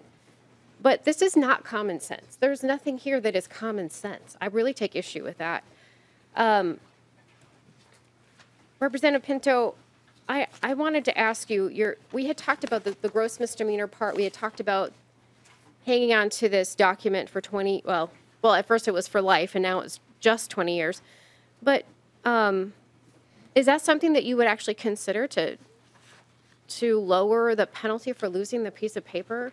It's the same penalty as what's in the existing law it's on page 8.15, the penalties listed. Those are also gross misdemeanors. Is it really the same thing? I really am having a hard time understanding how all of these penalties for these actions listed on page 8, starting on page or line 8.15, is equivalent to losing a piece of paper. I'm wondering if Representative Pinto to enlighten me. Representative Pinto. Thank you, Mr. Chair. Representative O'Neill, thank you for the question. Yeah, so the idea is that with the right of owning a gun, there's the responsibility as well of making sure that when that firearm is transferred to another person, we want to make sure that that person is actually eligible to receive it. We need to remind ourselves that the people that are prohibited from having guns under this are the people who are currently required. We've decided as a society that certain people, and we've referenced crimes of violence before, certain people we say should not have a gun, and this doesn't change that. And so there's a responsibility of making sure that when the firearm is transferred, that the person who receives the firearm, with lots of exceptions as spelled out in the bill, is actually eligible to receive the firearm, and to make sure, and with that responsibility, to make sure to be able to say, hey, I looked at that permit. I know that that person had that check, and that person is actually eligible to receive it. Now, that paperwork doesn't get sent in anywhere. But then part of that is to make sure to have that paperwork so it's available in case there's a criminal investigation, et cetera. And so to my mind, that does make sense, and it is consistent with these. I understand you may disagree, but to my mind, that's part of those responsibilities to make sure that if the firearm is transferred, to make sure that the person who is receiving it is actually eligible to receive it, is not a dangerous felon, et cetera, and not able to receive it. Mr. Chair. Representative O'Neill. Thank you, Mr. Chair. And so you stand that you believe that that is the same level of penalty, a gross misdemeanor, as all of the things that you listed out on page 8. Those are equivalent. Just if you could enlighten me. Representative. Thank you, Mr. Chair. Well, the idea is you have to make sure to actually look at the permit and to have a copy of it, et cetera, spelled out in here. And so, obviously, the way to prove that you've done so is by actually producing the document. And so, that's part of the responsibility in terms of handing over that through private sale. Remember, there's nothing that's affected sales through dealers. But yeah, that ends up being the same. Then, in my view, it is consistent with that at that level. Thank you, Mr. Chair. Very well. Representative Grosso. Thank you, Mr. Chair. And I think we've covered the good people that this would have the worst effect on pretty thoroughly here, because that's the only people that this will have an effect on. We've been working hard, and I think it's been bipartisan that we've been working hard on violent crime. Violent crime. There's all kinds of different tools that can be used in violent crime. I've never seen a gun kill somebody. I've never seen a computer go to a child pornography website and victimize children in that fashion. I've never seen a baseball bat bludgeon someone to death on its own. I've never seen a knife stab someone to death. I've never seen a can of gasoline pour itself on someone and burn them to death. But those are violent crimes that occur in our state. Those are violent crimes that occur across our country. I've never seen a piece of rope strangle a woman and rape her and murder her. It's the human element. It's the person. It's the state of mind and the state of the heart of our society that is allowing these types of things, that's driving these types of things to occur. Gun violence, yeah, they're using guns to kill people. They're using knives to kill people. Ropes, bats. You know, ride around with your local police officers, your local task forces and such, and see what's really out there. Do some ride-alongs. You'd be absolutely amazed at what people in the current state of society, what they're willing to do to each other.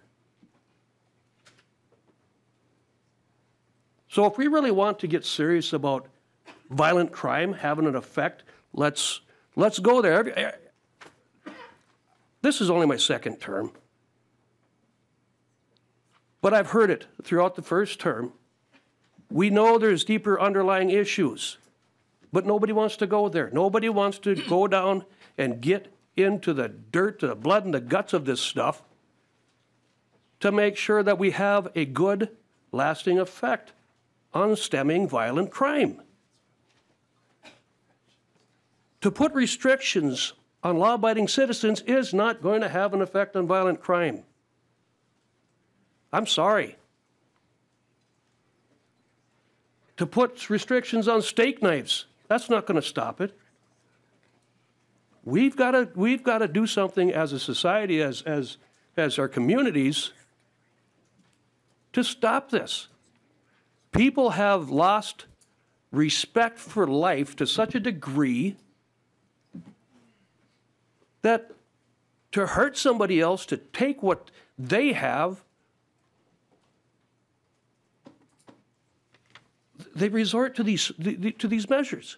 Murder, rape.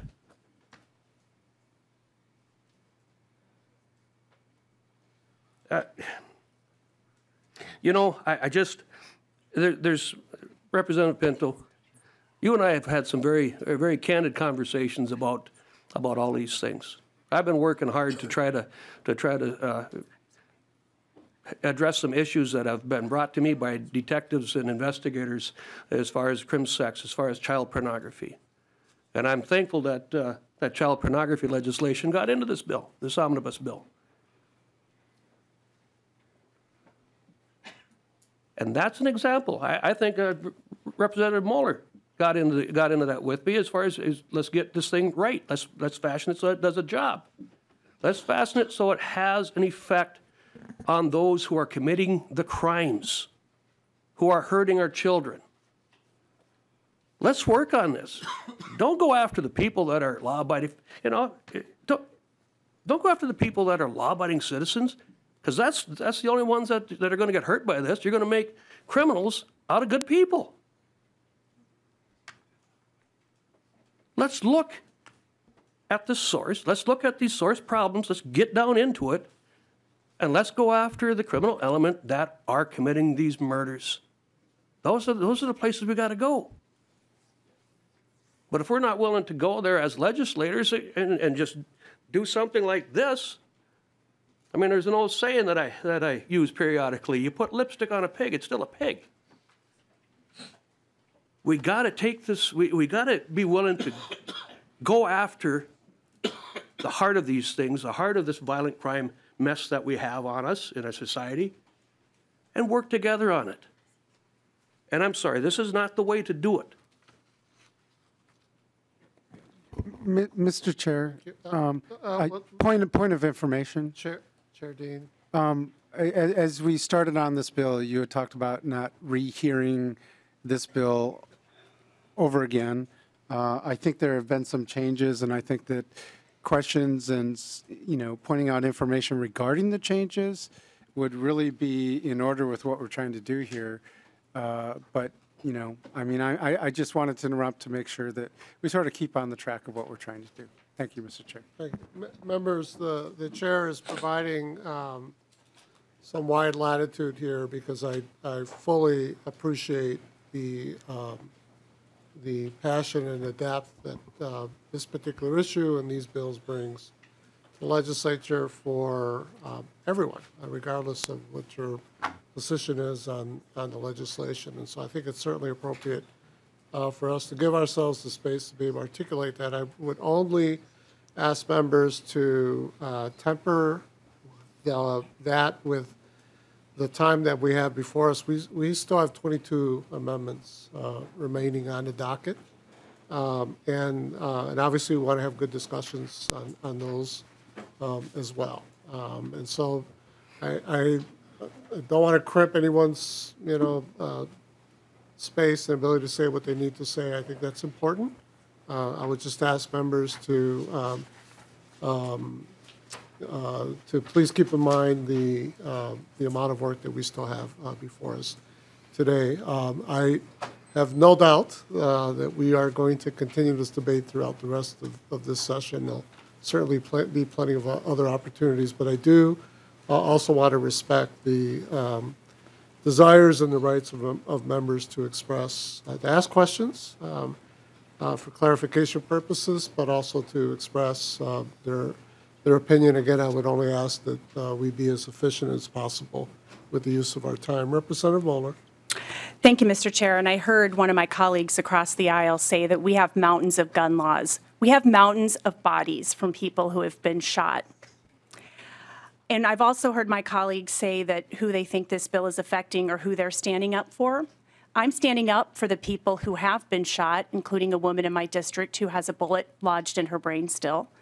I'm standing up for those who have lost a loved one to gun violence, and I'm standing up for my children and for all of Minnesotans who, when they go to school, a movie theater, a place of worship, or many other places, are worried that they too are going to be shot. That's who I'm standing up for. And I believe that this bill does have an effect, an important effect, and I remember hearing statistics about this when we've heard this bill in 2 committees now about the states that have enacted similar laws and have seen a decrease in the amount of gun violence. And one quote I just want to bring us back to that was from a doctor, I believe, at HCMC when we heard testimony on this bill, and it really resonated with me too. Of course, we're not going to solve all of our problems here, but just because we can't do everything doesn't mean we shouldn't do something. Thank you, Mr. Chair. Thank you, Representative Muller.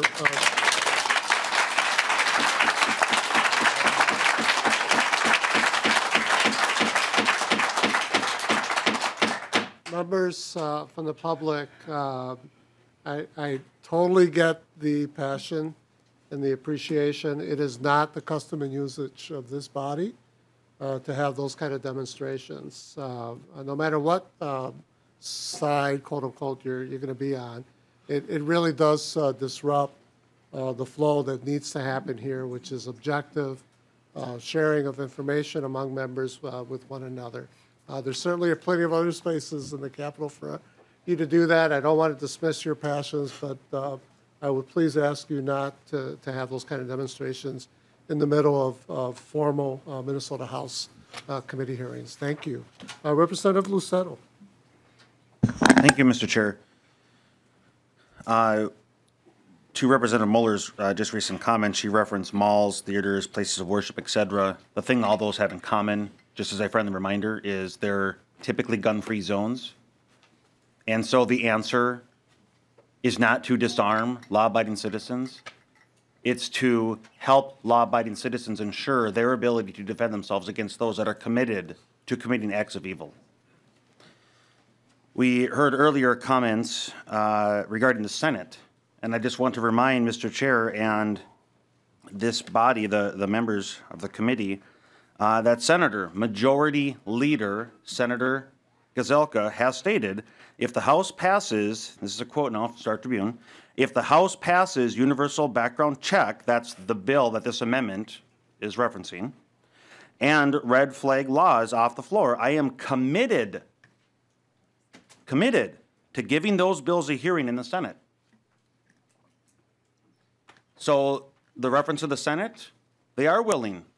We just need to pass them off the House floor. To date, HF 8 and HF 9 have not passed off the House floor, nor have they even come to the House floor. Instead, what we're doing is we're adding those bills to the Public Safety Omnibus bill, which is not what we should be doing. We should bring those bills to the floor, pass them off the floor if they have the votes, send them over to the Senate, and the Senate Majority Leader has stated he will give them a hearing. Then the question I would have, if he's willing, Representative Pinto, just in regards to the same area that Rep. O'Neill was referencing, the retention period, the 20 years, and the penalty, the gross misdemeanor. And you do have language in here in regards to the copy of the record, could be both a physical copy or digital copy. So I can recall a few years back, I live in Dayton. Rogers is a neighboring community. A few years back, there were some straight line winds, blew down many houses in Rogers, destroyed them, their belongings gone. If a person is retaining a physical copy and undergoes that unfortunate circumstance, what would happen to them in this case? Because I don't see an exception. I don't see any remedy for them. They are guilty of a misdemeanor for having endured the loss of their house and all of their personal effects. Then another scenario, and I'll just, rather than passing the mic back and forth, another scenario would be if they hold, if they retain a copy as in digital form, laptop. I'm in the IT industry. I've seen a multitude of hard drives fail. I've seen lack of backups. I've seen laptops stolen from the back seats of people's cars, trunks. So if a person was retaining a digital copy and their laptop was stolen from the car and they're a victim of theft, and that's their only copy, let's say they're 19 years into this 20-year retention period and their laptop gets stolen, what's their recourse? If he's willing. Yeah. Representative Pinto. Thank you, Mr. Chair. Representative Lucero, so this really puts the person, the transferor, the seller, in the same position as sellers of firearms. The dealers, the dealer of a firearm has to keep the record for 20 years. That is the period that a dealer has to, a federal firearms licensee.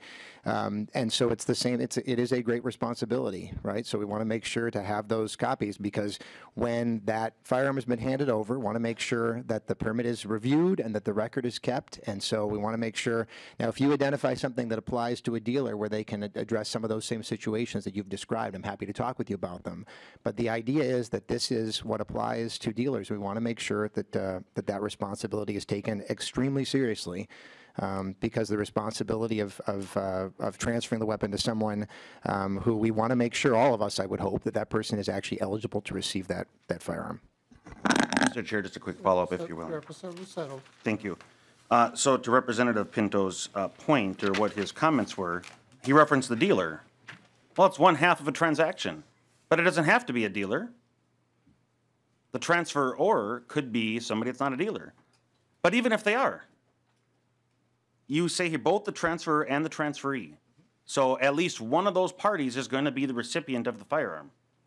So what you just referenced doesn't apply. The person who suffered a house damage in a storm, or the loss of a laptop stolen from the backseat of a car, would be the victim.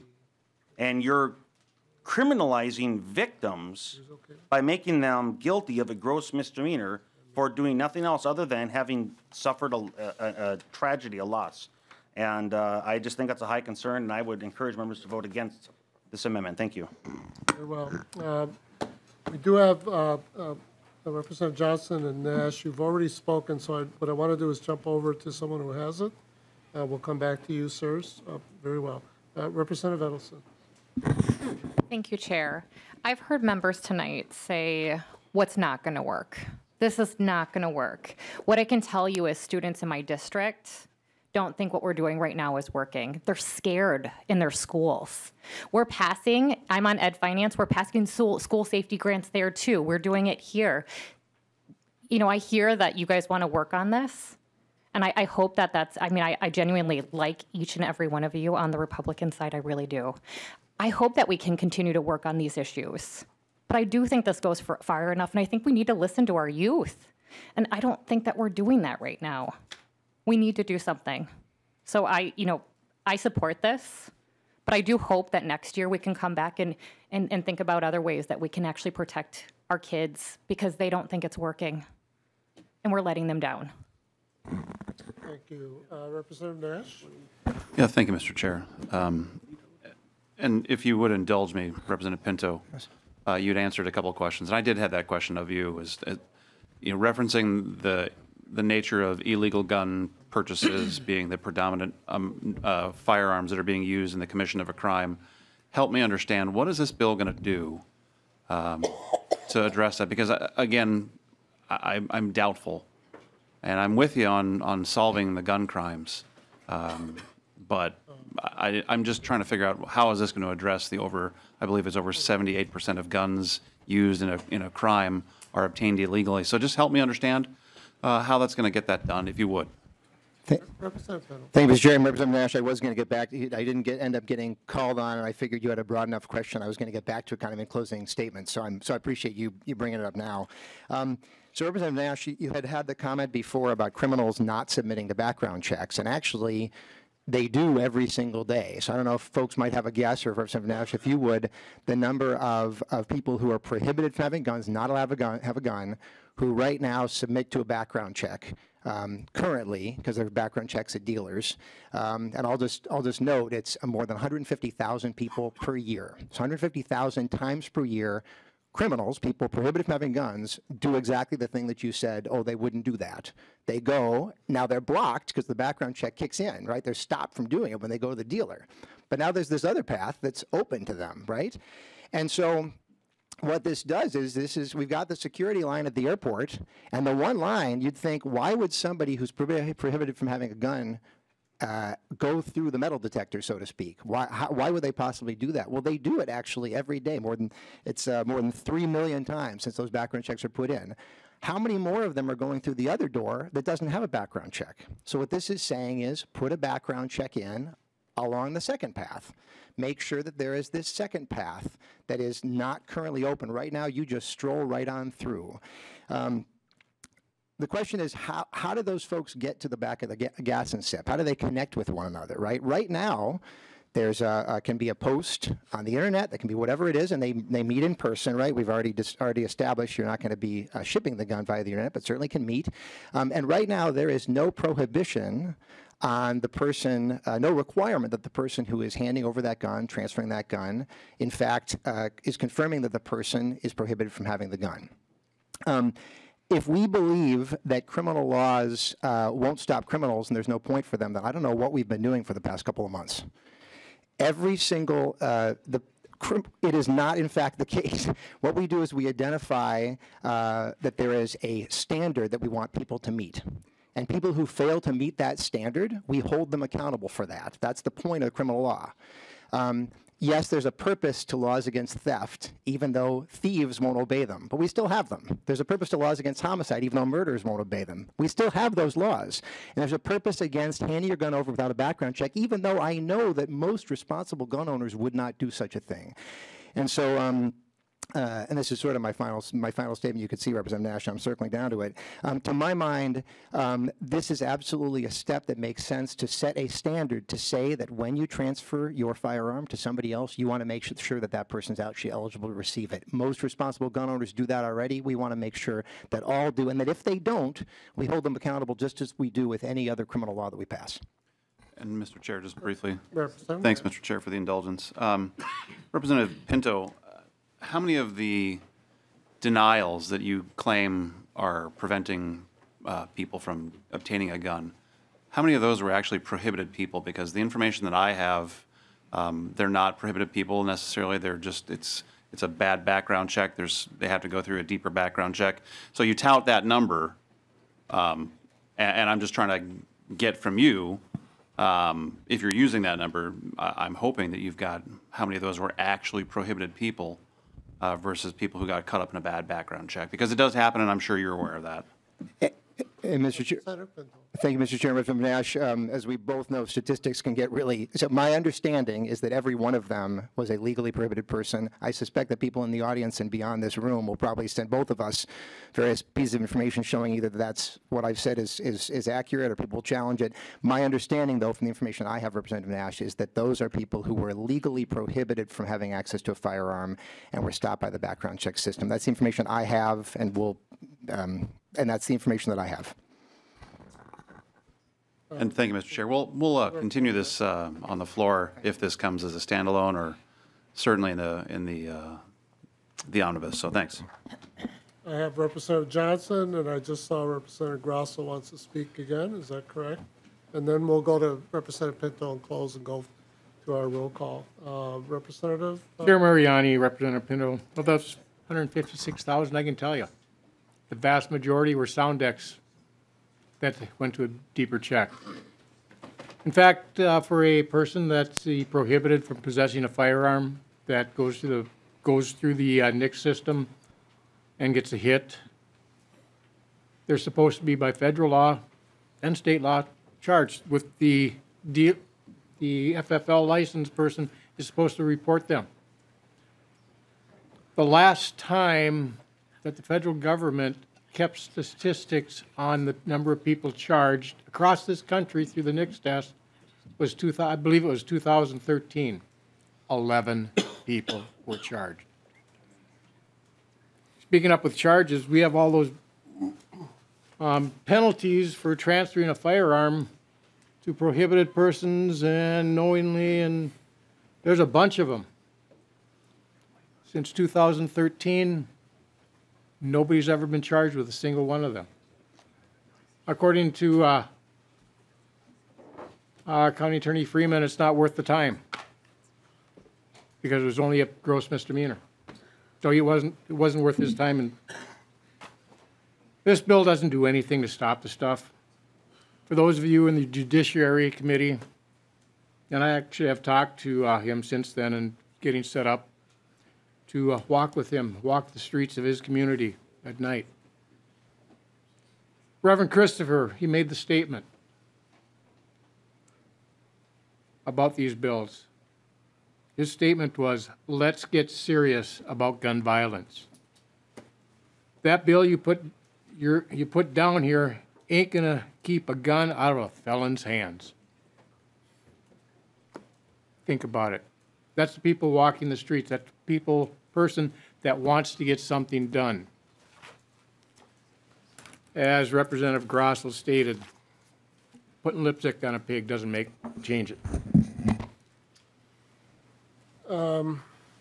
Okay. Representative Grosso and then Representative Poston. Oh, boy. Representative Grosso, if you could be brief, I would greatly appreciate it. Thank you, Mr. Chair. And I will be brief because like the last time we had this discussion, there's statistics being thrown around. And yet I haven't heard the source. I haven't heard the source cited as to where these statistics come from. There's been, I've heard that 90% of Minnesotans want this, but I haven't heard or seen any source that cites any of this stuff.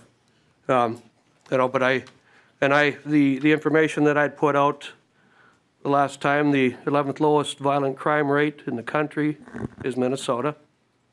The 6th lowest murder rate, the 8th lowest aggravated assault rate, the 18th lowest robbery rate. And when compared to the national crime rates, Minnesota crime rates are significantly lower and have been for decades. And I'll cite the source. The source is the FBI Crime in the United States reports. And like I said, I've heard a lot of things being thrown around as far as numbers, stat this, stat that, but there's nobody cites where they're getting this stuff from. I've cited where I get this stuff from. And every bill that I've ever presented where I've been asked about sources, where's this information come from? I always cite the source. That way you can prove. Thank you, Mr. Chair. Thank you, Representative Grosso. We have two members who have not spoken yet, Representative Poston and Representative Christensen, and then we'll move forward. Representative Poston. Thank you, Mr. Chair. Representative Edelson, I was glad to hear you talk about your children and about the school. One of the things that I'm a little bit disappointed in is that we're the Public Safety Committee, and we really didn't take up a lot of work as it pertains to schools. And I wish we had, because I think it's something that we could make a difference. Most of the things that have happened in our schools track back to mental health. And we know that that's an issue. And we should have been talking about, mental health in our schools and maybe our counselor ratios and our nursing ratios and some of those things. We should have been talking about school hardening, and we should have been talking about resource officers. And we should be able to, as a committee, make some changes other than making a small appropriation for school safety, which really is the only thing we did that's school-oriented this session. So I'm with you 100%. We need to get to work on, taking care of our kids, making them safe, making them feel safe. And by the way, I like you too. Very quickly, Thank you, Chair. Into the mental health piece, just so you know, we have passed through HHS mental health grants, which I carried. So we haven't left mental health in schools, but our kids are not feeling safe, and that's a problem. Thank you. Representative Christensen. Thank you, Mr. Chair. I guess there's just one thing. I'll be brief. I know we've worn this out a little bit. One thing I'm bewildered about, though, is that the onus, this is what I'm hearing, the onus of this is going to fall on law-abiding citizens. And I'm just wondering, why wouldn't you want to register your gun? I'm just bewildered by that. If you are a law-abiding citizen, why wouldn't you want to do that? Why you go to you go take your driver's test, you take the written test, we do all these things. That's what we do. It's the right thing to do. So, and I'm not talking to you personally, but in general, that, you know, I believe that law-abiding citizens, this won't affect them. But I'm wondering why there's such pushback to do this for you, when even if we could, out of the 87,000 gun deaths, out of the many, many, many thousands of suicides, which are more than gun, you know, that's the largest, those are the largest victims, are suicide victims. Why wouldn't we want to go and register our guns? That's hard for me to understand, I guess. Now, as far as, you know, will we have 100% impact on crime, all that? No, I don't think we're going to get those guys behind the gas and sip. You know, not with this. But I think us, as personal law-abiding citizens, have a certain moral and ethical right, or to do the right thing, to follow the law.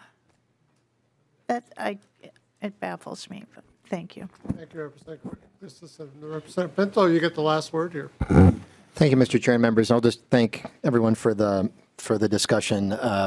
And I'll note more than half of all Americans live in states that have these laws. We're really not breaking new ground in that way. And folks will point to different statistics, and Representative Grosso will continue to get into that. But the information that I've seen shows that those states do have that their residents are safer and have better effects for them. But I mostly appreciate the discussion. I know that will continue. Thank you, Mr. Chair. Very well.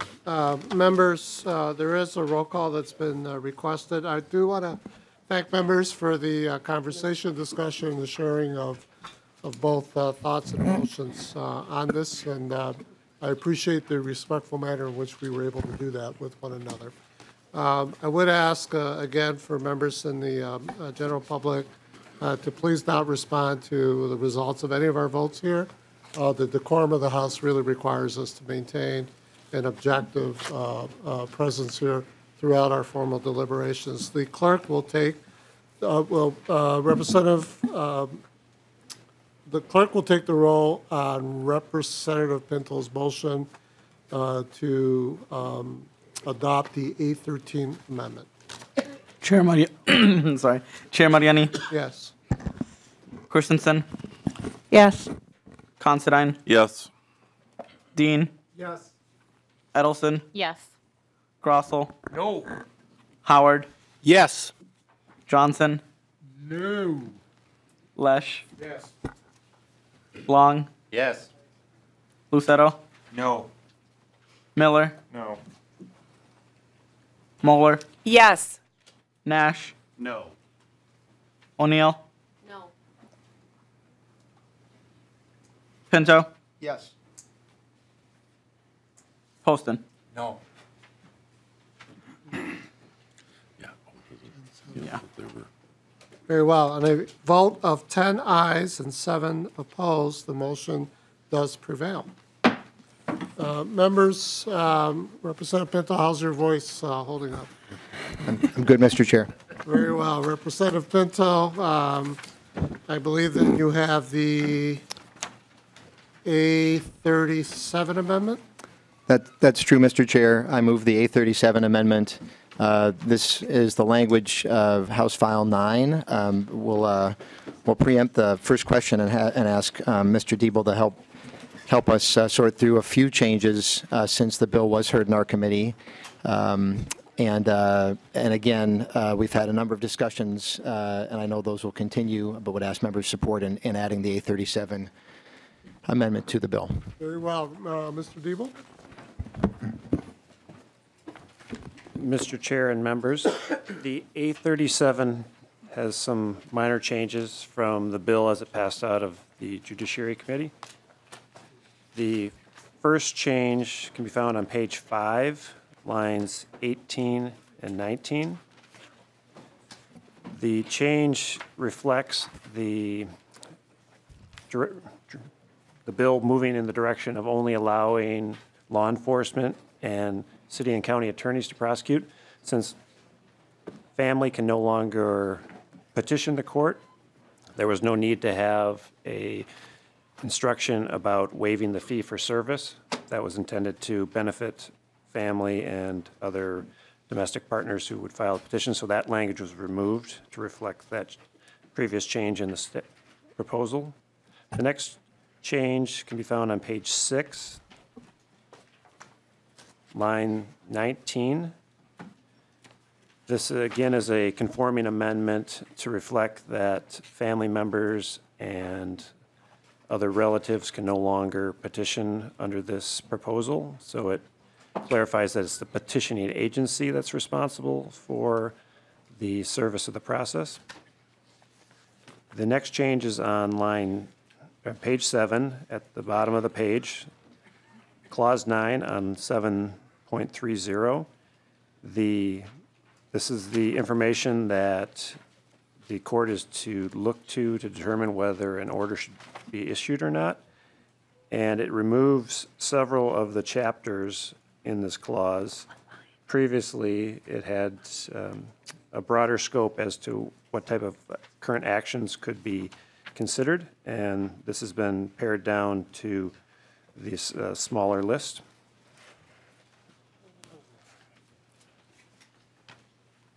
And the other change that was made throughout the bill was to change the term bodily injury to bodily harm. So the intention was to make that consistent throughout the bill. So all references to bodily injury should now be to bodily harm, which is the term most commonly used in our statutes. Mr. Chair, that concludes the changes made in this version of the House File 9. Very well. Thank you, Mr. Debo. Are there questions, discussion? Representative Lucero and Representative O'Neill. Is Representative Christensen, did she turn around? I can't see in the chair sheet. She's not here. I was going to answer a question, so why don't you come back to me when she's back in the room? Representative Lucero, this is to Amendment A37? Correct. Okay. So, I've not okay, heard- well, okay, then I have a point first. So, Representative O'Neill might be bringing this up, but in Judiciary Committee earlier today, we were discussing a provision allocating funds that's related to HF 9. And that is the funds that would go to the courts to process the additional staff and the time for these orders, again, is being appropriated, assuming it passes into law. And so I'm looking at the fiscal note here for HF 9, and I just want to draw to members' attention here that the fiscal note assumption is that if this were to pass into law, that there would be 1,092 cases. Well, the data is in 2018, there were a total of 1,700 of those states that have a red flag order law, 1,700 total for all states. And so this number is, in comparison to nationwide, is significantly high. Now, if HF 9 were not to pass into law, as we learned in Judiciary this morning, that the funds allocated to the courts would be available to them to use for any purpose they want. So just drawing that to members' attention. And if the chair would indulge, just real quick, to answer Representative Christensen's very fair question. It's a very fair question. Why would you not want to register your guns?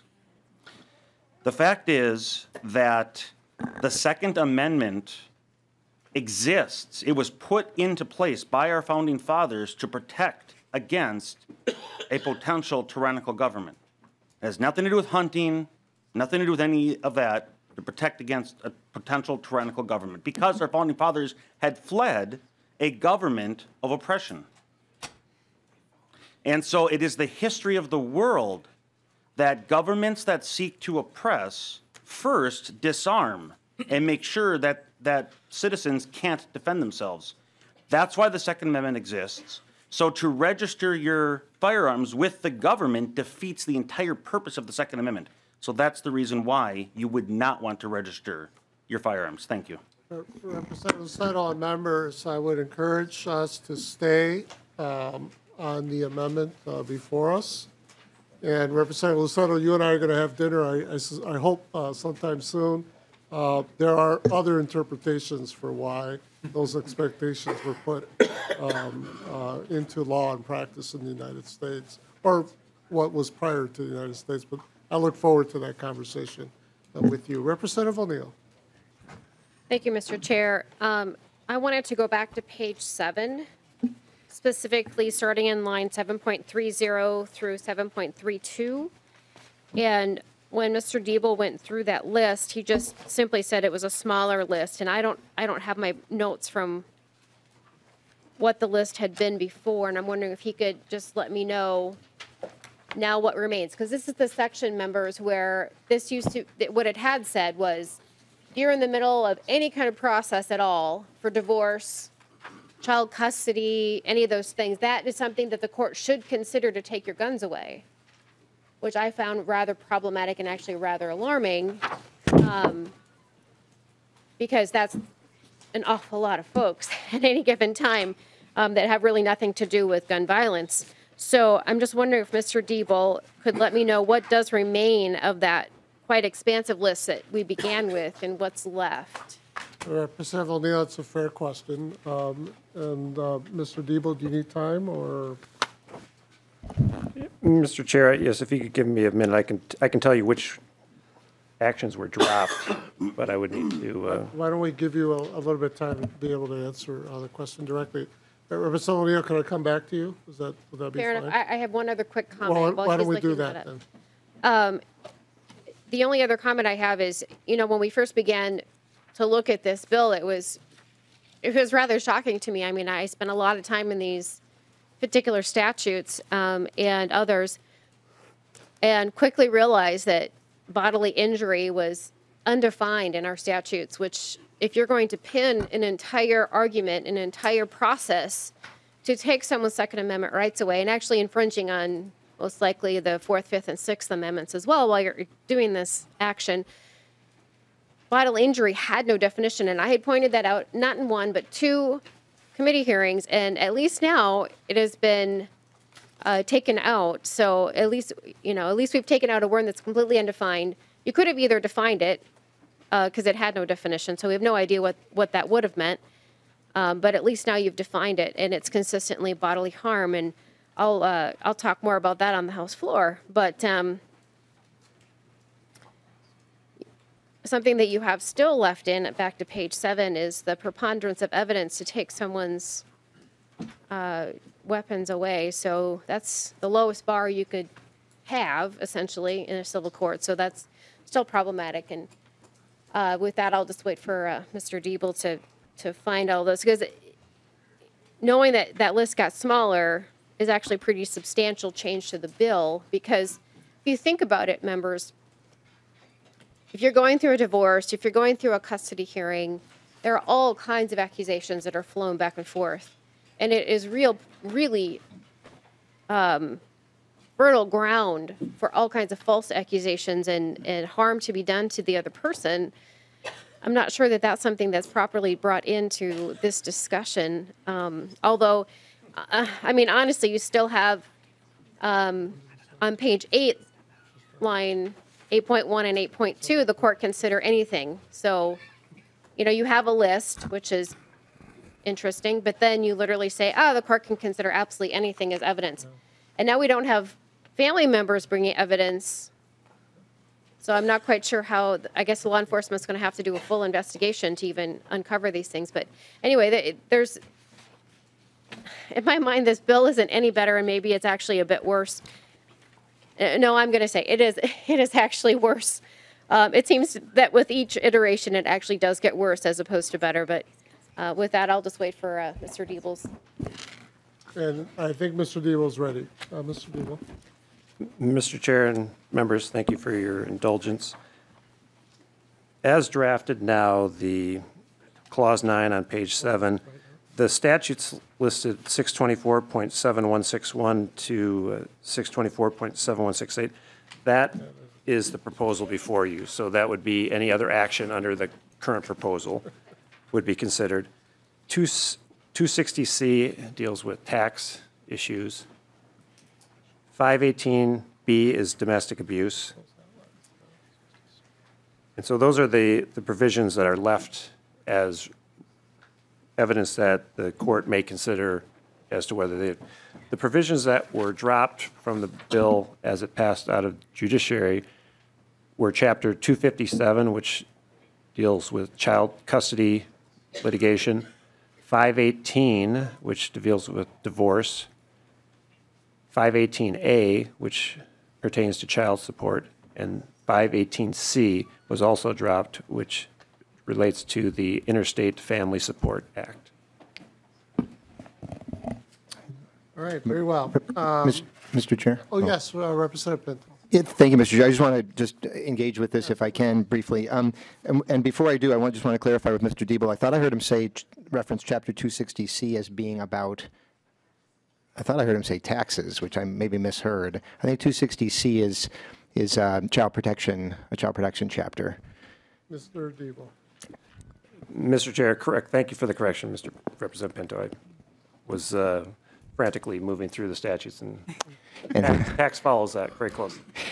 Members, we just witnessed something that only happens once every 10 years. I think we can cut our staff some slack here. Representative Pinto. Thank you, Mr. Chair. So then I want to provide some reassurance to Representative O'Neill then, just to kind of recognize where this came. So in the Judiciary Committee, as Representative O'Neill, who I've said before, really needs to become a prosecutor because she's very good at pointing these things out. There were a number of chapters that Mr. Diebel pointed out that really were holdovers from when the original idea was that private citizens, family members could bring a petition, and then in that case you'd want to have the court be aware of whether there is a divorce proceeding or something like that, right? So that stayed in there. And you pointed that out. So right now what this says is simply that the court needs to know if there is an existing order under this. Is there already one of these orders? Is there potentially a child protection order in place? Is there a domestic abuse order in place? And then it does say if there's a pending petition or action under this provision or a domestic abuse type order, that seems like we want the court to be aware there's a pending, that there's some order for protection petition that's ongoing. So even if it hasn't resulted in an order, we want to make sure the court is aware of that. That's all that it says in 7.3 or 7.32. They're not considering the other, so the other things that were referenced were really a holdover, and this, of course, is the advantage of the committee process, that we identified that was something that had been left in at the time when family members could do it in the original version. We've looked further at this and said, you know what, let's restrict it to law enforcement. County attorneys are the only ones that could bring a petition, not family members. So just to provide that reassurance to you in terms of how that's set up. Representative O'Neill. Thank you, Mr. Chair. Well, I do appreciate the fact that you took out things that honestly just seemed rather alarming, that would be a consideration whether or not they were a violent person or not. There are many of us at the table that have gone through divorce or child custody, and that just seemed rather alarming. So I appreciate the fact that you took that out. And I realize that now you've shifted from family members to, and I'm not sure what that meant because I don't know that it was defined real well initially, but to now really law enforcement and county attorneys. But it still begs the question, Representative Pinto, so who's going to go to them? So now instead of just someone that is closely in tune with this particular person, it could be literally anybody that would go to law enforcement. So again, I don't know that makes it better. It's definitely different than what it was, but I don't see that it necessarily makes it better. So thank you, Mr. Chair. Thank you. Representative Christensen. I'll pass. I was going to go back to the last bill, but I'll talk with you later. Thank you. Maybe you can join us at dinner. Yeah, maybe. Yeah, maybe. Yeah. Representative Johnson. Mr. Chair, members, just a little bit for Representative Lesh. What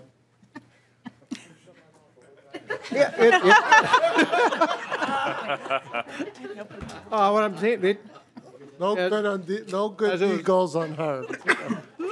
In judiciary, we're talking about, with your budget, some of the funds in there for the courts. I was learned that there were 1,700 cases they're expecting a year, or the numbers and the employees, but they were expecting fees to cover that.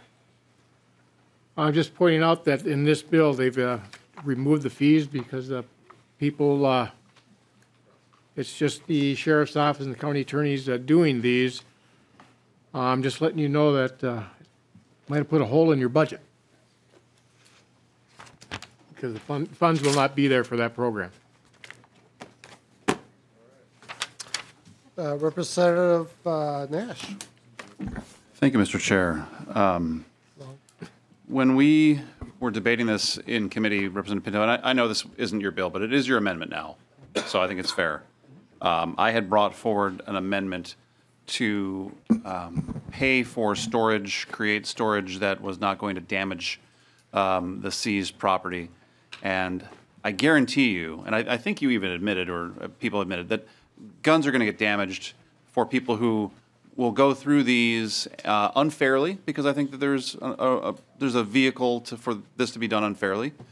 But in this now, in what is it, lines page 12, 12.25, going all the way through 13.9, you're essentially removing any liability to the police agencies, who I've talked to many of them, they don't want to do this at all. Spoke to my sheriff at length, and I can't share some of the words that he used in committee because, it's not proper custom and usage, but, so the concern that I had that I tried to address in committee is now made even worse. Because if somebody is unfairly accused of this and an extreme risk protection order is executed and their guns are seized, they could be literally lost or damaged to any level, and there's no remedy for that. So I'm wondering if you could maybe help me understand the rationale behind that, because now if these are people who are unjustly suffering at this extreme risk protection order, you're now going to return them a rusty, beat-up firearm that could, as I used in committee, I have a very nice antique firearm that's worth thousands of dollars. If this were to happen to me, you've now provided no remedy for me at all if I'm getting back a gun that's now essentially a bucket of rust. And I think better of you. I think you don't want someone's property to be returned to them badly, but you've now created a situation where the law enforcement folks are excused from that. So maybe help me understand that, and I'll have a follow-up, Mr. Chair. Yeah, Representative Pinto. Thank you, Mr. Chair. Representative Nash, thanks for bringing this up, and I would direct folks' attention to page, I guess the bottom page 12, top page 13, as you noted, and just to note that the liability protection that you referenced to law enforcement, that doesn't apply to law enforcement acting in bad faith. It doesn't apply to law enforcement acting recklessly, gross negligence, intentional misconduct, et cetera. So you made a comment about there's no protection here, but in fact there is. If law enforcement is acting in good faith, then there's liability protection. And if there's damage or deterioration that is not as a result of this level of behavior that's described, like recklessness, gross negligence, intentional misconduct, et cetera, then in fact there's no concern at all. And this is consistent with a level of standards that we expect from law enforcement in other areas as well. I don't know that we'd want to be providing more protection for the one area. We want to make sure that we're having consistent standards for law enforcement, and absolutely a law enforcement officer that's acting in bad faith or in one of these areas should be held accountable, and under the bill, they certainly would be. And Mr. Chair. Representative Nash. And Mr. Chair, and Representative Pinto, I think we talked offline. For those that don't own a firearm, you'll never know what just sitting out in an environment will do to your firearm. And that's why I had asked for a controlled environment to be created for these, because if this becomes law, and again, I really hope it doesn't, just sitting in a safe sometimes without periodic maintenance, and these could go on for a long time. I just think that you said if they're not acting in good faith, let's say if they are, and a weapon comes back completely rusted out and damaged, again, you've completely obviated them from any responsibility. So I would encourage you, I don't want this to become law, but on the crazy chance that it does, I think that you're going to want to look at that, because one, if I'm falsely accused and law enforcement is acting in good faith, and it takes, pick a time period to adjudicate this whole thing, and you bring me back my entire collection rusty and beat up because it just sat there, you've not provided any vehicle for a gun owner to have their property either made whole or fixed or any of that. So I'm alarmed by this bill in general, but I think that, you know, I would encourage you, let's take a field trip, go down to the Minneapolis Police Department evidence room. I have a picture of it, I'll share it to you offline. You would be shocked. There's long guns and pistols literally in a trash can turned barrel side down. That's what's going on there. And I will tell you, I take a great amount of care in my gun ownership, in locking them up in controlled environment. But that's not the case down there. So I think you're going to want to put some effort into this, because it's a bad bill, in my opinion. You know that. There's no mystery there. But you should, on the crazy chance that this becomes law, do something for the people who are law-abiding citizens that are being caught up in this unfairly, unnecessarily. Police are acting in good faith, but just by the sheer lack of, I guess, infrastructure, you're going to return something to the people poorly conditioned. Mr. Chair, real brief. Thank you. Just really briefly, I just want to note the alternative path of transferring the firearms to a dealer is another option. And I know, and I know Representative Nash and I will continue discussing, and probably there's problems with that path too, I suspect, so we'll talk about it. But I just want to make sure to note that that is an alternate path rather than transferring to law enforcement. And Mr. Chair, to that point briefly, that's even worse, because now an FFL is now going to be charged with storing who knows how many. And there are many great FFLs that exist in my hometown of Waconia who legally do this as a business in their home. That is a legal FFL. You're now going to require them to create storage in their home for who, God knows how many. So it's even worse. One's bad, one's really bad. So I would encourage you to, well, I'm voting no. There's no mystery there, but I don't know that I can say that enough. But Representative Pinto, we should talk about this offline, and then maybe we take that field trip down to the evidence locker, because I think you would be shocked. And in speaking to a couple of sheriffs, their evidence room, and I'm using air quotes for those listening at home, sometimes is a closet, and it's small. You know, maybe Representative Johnson could tell us about what his evidence room was like, or Representative Grossel. They're small, but now you're going to open up the door for more guns to possibly go into that evidence room with little to no thought about taking care of them when they are returned. Thank you, Mr. Chair. Representative Grossel. Thank you, Mr. Chair. And we've heard a little talk about the Second, the Fourth, the Fifth, and the Sixth Amendments coming out here, and I'm going to look at the Fourth Amendment. The Fourth Amendment, which I had a lot of work writing search warrants as a task force agent and as a deputy sheriff. And it's just to remind people, the right of the people to be secure in their persons, houses, papers, and effects against unreasonable searches and seizures shall not be violated, and no warrant shall issue but upon probable cause, supported by oath of affirmation, and particularly describing the place to be searched and the persons or the things to be seized. That's our Fourth Amendment right. That's everybody's Fourth Amendment right.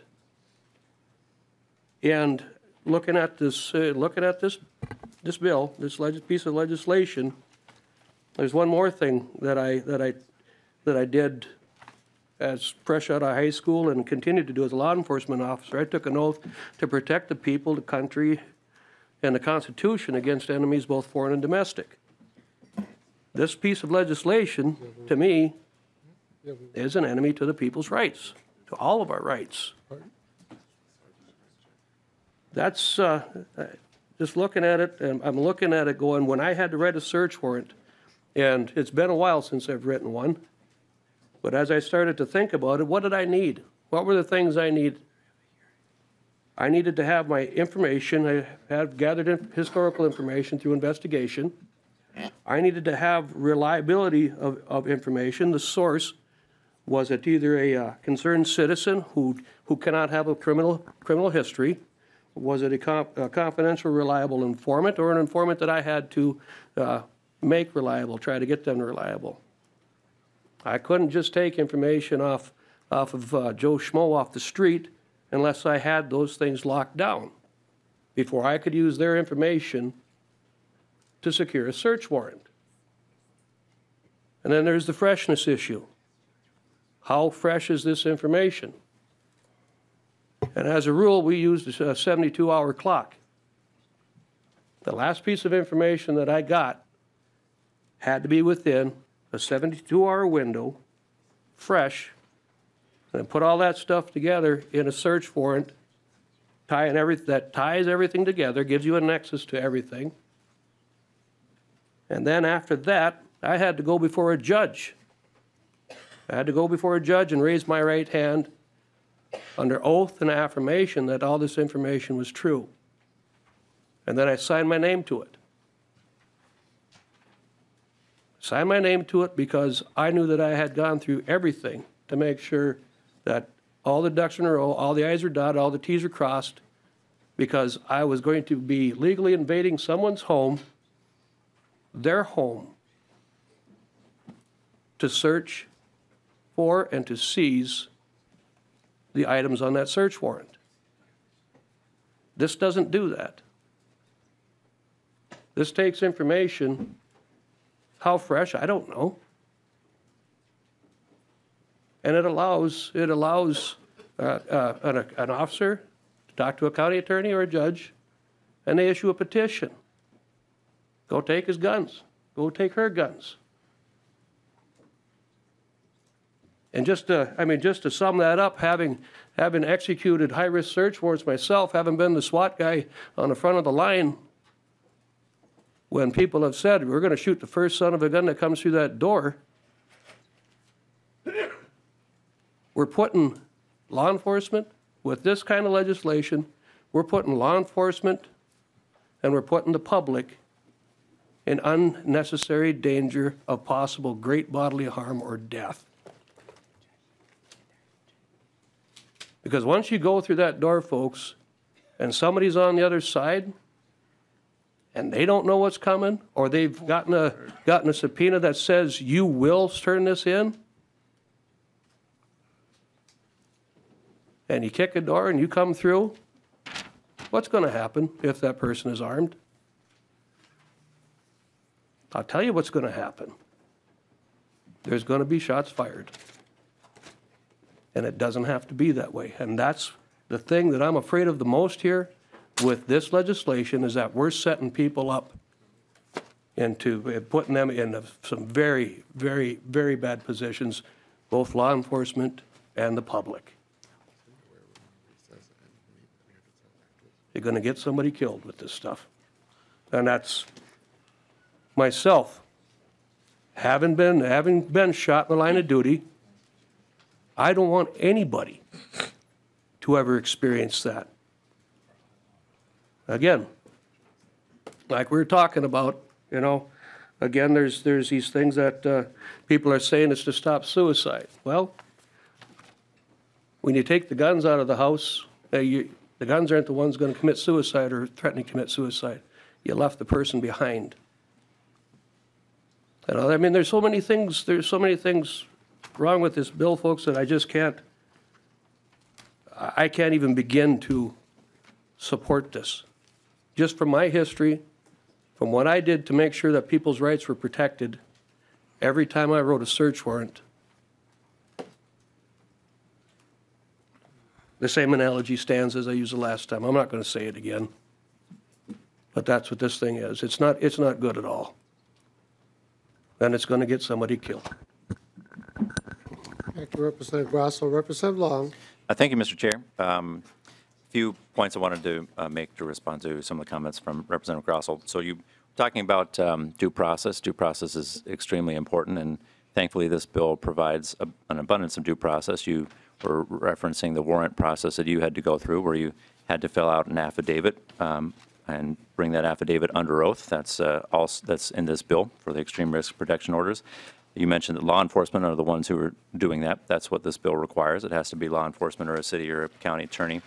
At that point, there's a notice to the petitioner that they get to request a hearing, and if they request a hearing, then they go in front of a judge, and the burden is on the petitioner, the law enforcement, to prove that this is the conditions of the extreme risk protection order are met. So there is a significant amount of due process, not unlike the warrant situation you were talking about. You mentioned that this will cost lives, and I think that's why we're all here, is to prevent death, is to save lives. You were talking about it in the context of law enforcement. Representative Richardson, when she testified, mentioned that she'd spoken to San Diego law enforcement, which has worked on these provisions and enacted them, and they found ways to present the extreme risk protection orders that have been in public circumstances. She testified that they have actually been thanked oftentimes when they've taken guns away from individuals who were suicidal, and that it's worked extremely well for them. But you mentioned for suicide that you're taking guns, but you're leaving the person. Well, turns out that guns are designed to kill people, and there are. You'd mentioned previously that there are a lot of other weapons that are out there, like rope and knives, and there are, and you can use those things to try to commit suicide. Guns are not the most common way that people attempt suicide. In fact, they're not even in the top few. But they are by far the most lethal and by far the most effective. The most common way that people try to commit suicide is by taking pills. And the success rate of suicide by taking pills is less than 3%. The success rate of suicide attempts by gun is 85%. So when you are taking a gun away from an individual who is demonstrating that they are a risk to themselves, you are saving lives.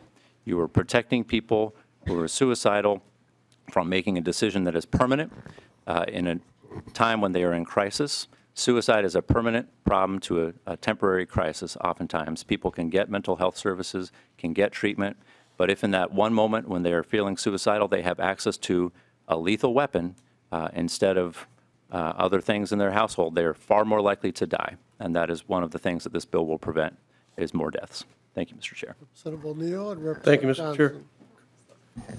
Since that was directed back towards me, may I respond? Representative Pinto and rest of them got two. Representative Grasso, if you can keep it. I'll keep it brief. Thank you. And you said due process. We weren't talking about due process. We were talking about search and seizure. Let's just get that corrected right there. And you said San Diego. San Diego's been under this type of law for a while. This isn't San Diego. This is Minnesota. We've got a lot of territory out there, a lot of open country, to where every place that I know of has firearms. Not every place out in San Diego has firearms in it. So to compare the two,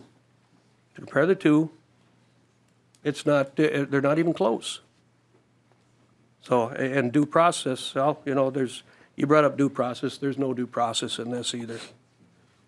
They're not brought before a court. They're not arrested. They're given a subpoena and then told, you're going to give this stuff up. That's not giving them due process. Representative O'Neill and then Representative Johnson. Thank you, Mr. Chair. So one thing that came up in the previous hearing that I don't see addressed in this bill at all, that I found even more troubling than having child custody and divorce and everything else as conditions to which you could be considered to be a violent person. There was a testifier that talked about the fact that he's a single man that lives with 2 or 3 other single men, and they all own guns. So there's a very, very real possibility that in a situation where someone has roommates and they all own guns, that if one of them had, through an ex parte hearing in particular, an emergency order filed against them, nobody in that house would even know of the order, because you know that once the ex parte hearing happens, which means the person that's been accused of this does not have to be there. That's what ex parte means for those that are listening. There's a 24-hour moment when they should be they have to turn over their guns, and if they don't, then law enforcement gets involved and they go and they take the guns.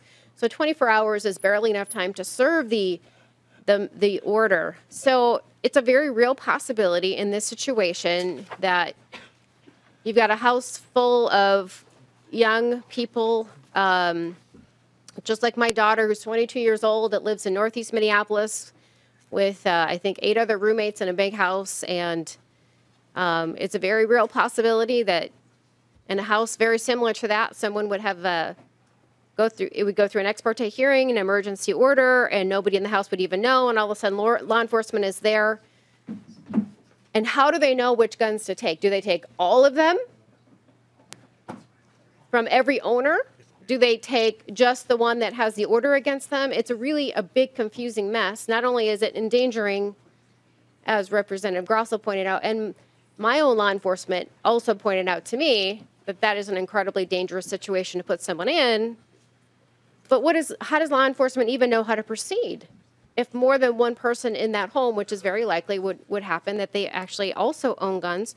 So where is the legal remedy in this bill? I don't see anything to mitigate that sort of a situation. And I'm just wondering if Representative Pinto has thought about that since the hearing, and if you've got, I don't see it in this bill, and maybe I'm missing it. It wasn't in the walkthrough with the change. Thank you, Mr. Chair.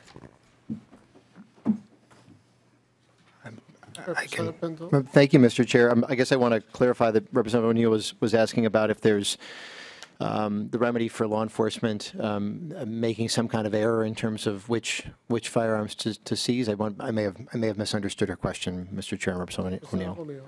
Thank you. Let me clarify. So if there are guns owned by more than one person, and the order is only for the one person that owns the guns, that doesn't mean that that person is any safer because there are still guns in the home.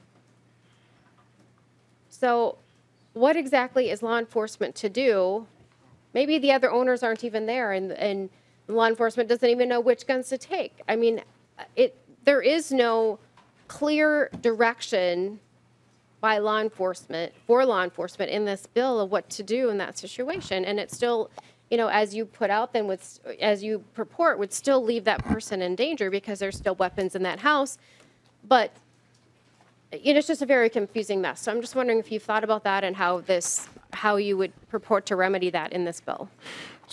Representative Pinto. Thank you, Mr. Chair and Representative O'Neill. I mean, I guess any court order has to be tailored to the individual situation. One thing I've found in working extensively with law enforcement is that law enforcement officers are going to tailor their response to the given situation based on the court order, but also just the reality on the ground. A challenge. One of the things that makes the law an interesting topic to think about is that it's you're dealing with human beings and just trying to deal with a wide variety of circumstances. So. I guess I should note that because it's law enforcement county attorneys who petition, they have the control to decide whether to bring the petition in the first place, right? So if it presumably, and this kind of addresses a little bit some of the concern that was expressed before about perhaps an individual chief law enforcement officer in a community might not want to use this tool, and they don't need to, right? But the tool is available if they have particular concerns that somebody poses a significant danger.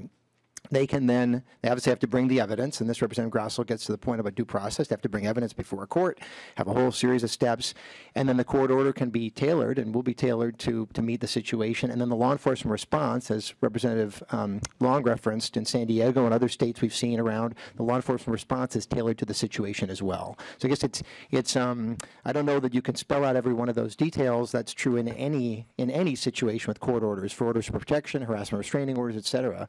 But you tailor it to meet the individual situation. That's what we found as these have been used in so many states around the country. Representative O'Neill. Thank you, Mr. Chair. I just find it a bit troubling to say you've got this emergency order that was done through an ex parte process.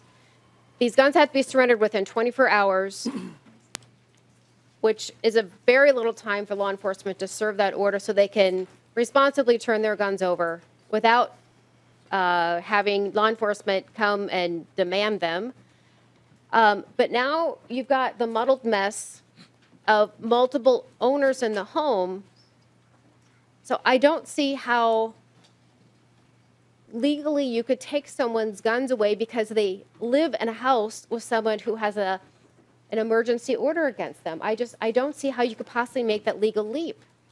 I think you have a real constitutional challenge here.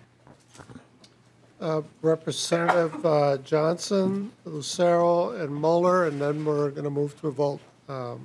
Members, Representative Johnson. Chair Mariani, members. I'm proud of the members on this side of the aisle. They're bringing up problems. They're talking the truth. I've been in the situation where law enforcement has had to take somebody out. It's not fun. I've been in the situation where a person's committed suicide right in front of me. It's horrible. Representative O'Neill brought up the issue of taking somebody's and violating their First, Second, Fourth, Fifth, Sixth Amendment rights because they happen to live in a house with somebody that was served an order. And this bill does nothing, absolutely nothing to deal with that issue. And it hasn't changed. That person has one chance in 6 months, after 6 months, and just one chance every 12 months to petition the court to get his firearms back, and he's not even listed on the order. But he has to wait 6 months to even attempt it.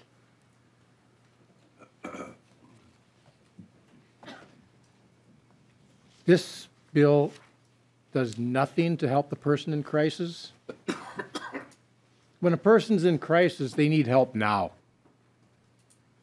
You can't wait 2 weeks to have a hearing.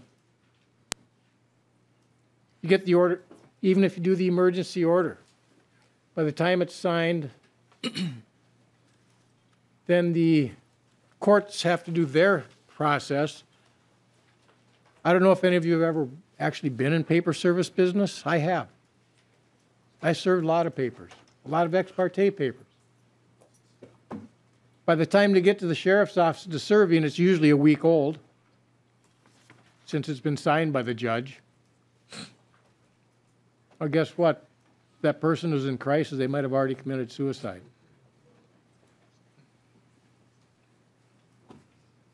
This bill does absolutely nothing to help the person in crisis. If you think it is, you're fooling yourself. I'm going to leave it at that. I'm against this bill. I'm against both of them. And Representative Christensen talked, or not Christensen, I can't remember your name offhand. It's been a long day, long week. Miller. Mueller. Not Miller, Mueller. Mentioned that she was doing it for the victims of shootings. I'm also doing it for the victims of shootings. Representative Grossel, Congressman Pete Stauber shot twice in the line of duty, dealing with people in crisis. Law enforcement has enough on their plate. We've had a number of people killed across this country because of bills like this. These turned into laws, bad laws. Taking the firearms from somebody in crisis isn't going to help. We have to take that person in crisis and get them the help. And I requesting a roll call. There will be a roll call. I believe Representative Nash had requested one earlier. Representative Lucero and Mueller, and then we'll move to a vote, members. Thank you, Mr. Chair. And perhaps Representative Pinto could answer if he's willing. But the questioning or the points that Representative O'Neill brought up some stuff that I had not considered before in the original hearings that we've had on this bill. So I'm reminded back to when I was going through skills for law enforcement, much of the training, there are many training modules, and one of the modules was in regards to consent searches. And there were several scenarios brought up. One of them was husband and wife. if a law enforcement officer enters, standing at the door, and the husband and wife are standing at the door, may I enter your house, or may I search your vehicle in that scenario, and the consent search is being sought, and one party says yes, one party says no, what does the law enforcement officer do? Has authority been granted or not? In the scenario that Rep. O'Neill brought up, imagine an apartment, imagine a rental property, single-family home, where you have not a married couple, but you have 3 roommates. And a law enforcement officer is responding then to, I'm looking at a line 11.18 and down. If a court issues an emergency order under this, starting on 1121, local law enforcement agency to take possession of all firearms in the respondent's possession as soon as practicable. So a scenario where you have an apartment or a house and one of the residents is subject to this, but the other 2 are not, and another firearm, according to this, all firearms that do not belong to the subject of this order, what's the remedy? And then I think back to very impassioned comments this morning from Chair Lesh in regards to civil asset forfeiture, where we have examples of government confiscating property and not granting remedy or returning the property in short order. There's a precedent for that. And so I have a high concern that somebody might be caught up in something and there are firearms confiscated that are not subject to this simply because that they were a household member, but not a party to the order that was granted. What's their remedy? And then, if it's a prolonged period of time, as Chair Lesh has expressed, does happen, well, then I think during that prolonged time when there's a lack of urgency in returning to a wrongfully confiscated firearm, then I think about what Rep. Nash brought up. Looking at the liability section, 12.24, and I brought these comments up before, that if something happens to that firearm while in possession of law enforcement, they would be immune from liability unless recklessness, gross negligence, or intentional misconduct occurs. So there's a scenario that could happen where somebody has their firearm wrongfully confiscated, wrongfully held for a protracted period of time, and then returned to them damaged, but doesn't rise to the threshold of gross negligence, but just mere negligence, and they have no remedy. Huge concern. Members, vote this amendment down. Thank you. Thank you, Representative Muller. Then we'll move to a vote, members. Thank you, Mr. Chair. So actually, those questions were things I was planning on addressing in response to what Representative Nash and what Representative O'Neill said already, Representative Lucero. And the first piece was looking at lines 10.12 and 10.13. It says, the court shall direct the respondent to transfer any firearms the person possesses as soon as reasonably practicable. So the respondent is then turning over those firearms in his or her possession. And then if you look at line 11.20 to 11.22, it says the court shall issue a search warrant to the law enforcement agency to take possession of all firearms in the respondent's possession as soon as practicable.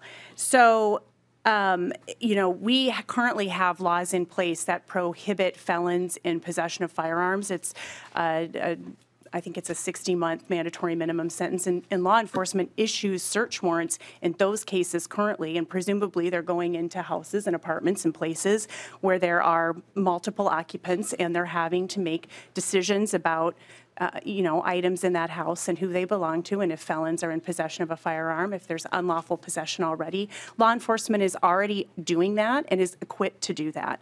The other thing law enforcement is equipped to do is to store evidence, to safely store evidence. And I don't know what you were talking about, Representative Nash, with respect to these guns just laying around. I presume that those guns aren't evidence. They're not being used in court. Law enforcement does seize guns from people who have them unlawfully, and it's my understanding that they melt them down when that happens. So I'm guessing that that's what you're referring to.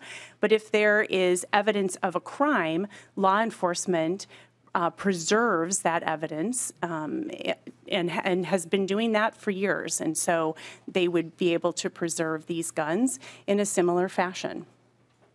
And that's all, Mr. Chair. Thank you, Representative Pinto. You get the last word, and Thank- we'll take the vote. Thank you, Mr. Chair. I'll make it be brief. And I recognize that I think the folks on this committee will be leading discussion on the floor when this comes up, and so we'll have the chance to continue this. Maybe we tell everybody else they can back off, and we'll take it. And I just a reminder, members. So this is currently being used in other states. What we're talking about, and Representative Richardson had described calls that she'd made as other states just to check in, see how things were going, and I think out of hundreds of times in use, only one time have there been any problem at all, that generally people were actually voluntarily turning over firearms as she spoke to each of the people involved in those states. This is a tool that law enforcement can use if it wishes, can bring the petition if it wishes or not, and can choose how to enforce and choose what to do with it. But we have made a decision as a society that certain people are ineligible to possess, and the First Amendment we dealt with is trying to live up to that and enforce that. And then we're recognizing that there are some people who have demonstrated through concrete evidence that could be presented to a court that say that for a temporary period of time, they too should be prohibited from possessing for that temporary period of time based on that evidence. And so, members, I would urge you to join the other states that are using these successfully and adopt the A37 Amendment. Thank you, Mr. Chair. Okay, well, Representative Pinto renews his motion to adopt the A37 Amendment. The clerk will take the roll. Chair Mariani, Yes. Christensen, Yes. Considine, Yes. Dean, Yes. Edelson, Yes. Grossel, No. Howard, Yes. Johnson, No. Lesh, Yes. Long, Yes. Lucero, No. Miller, No. Moeller, Yes. Nash, No. O'Neill, No. Pinto, Yes. Poston. No.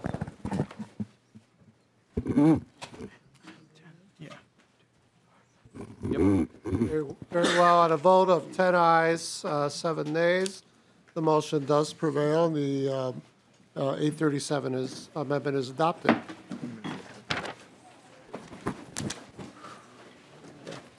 Members, I've had a couple of members ask me to take a break here.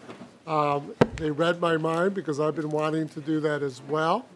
And so, and probably all of us. So let's take a break for about 20 minutes. So let's say to be back here at 8:45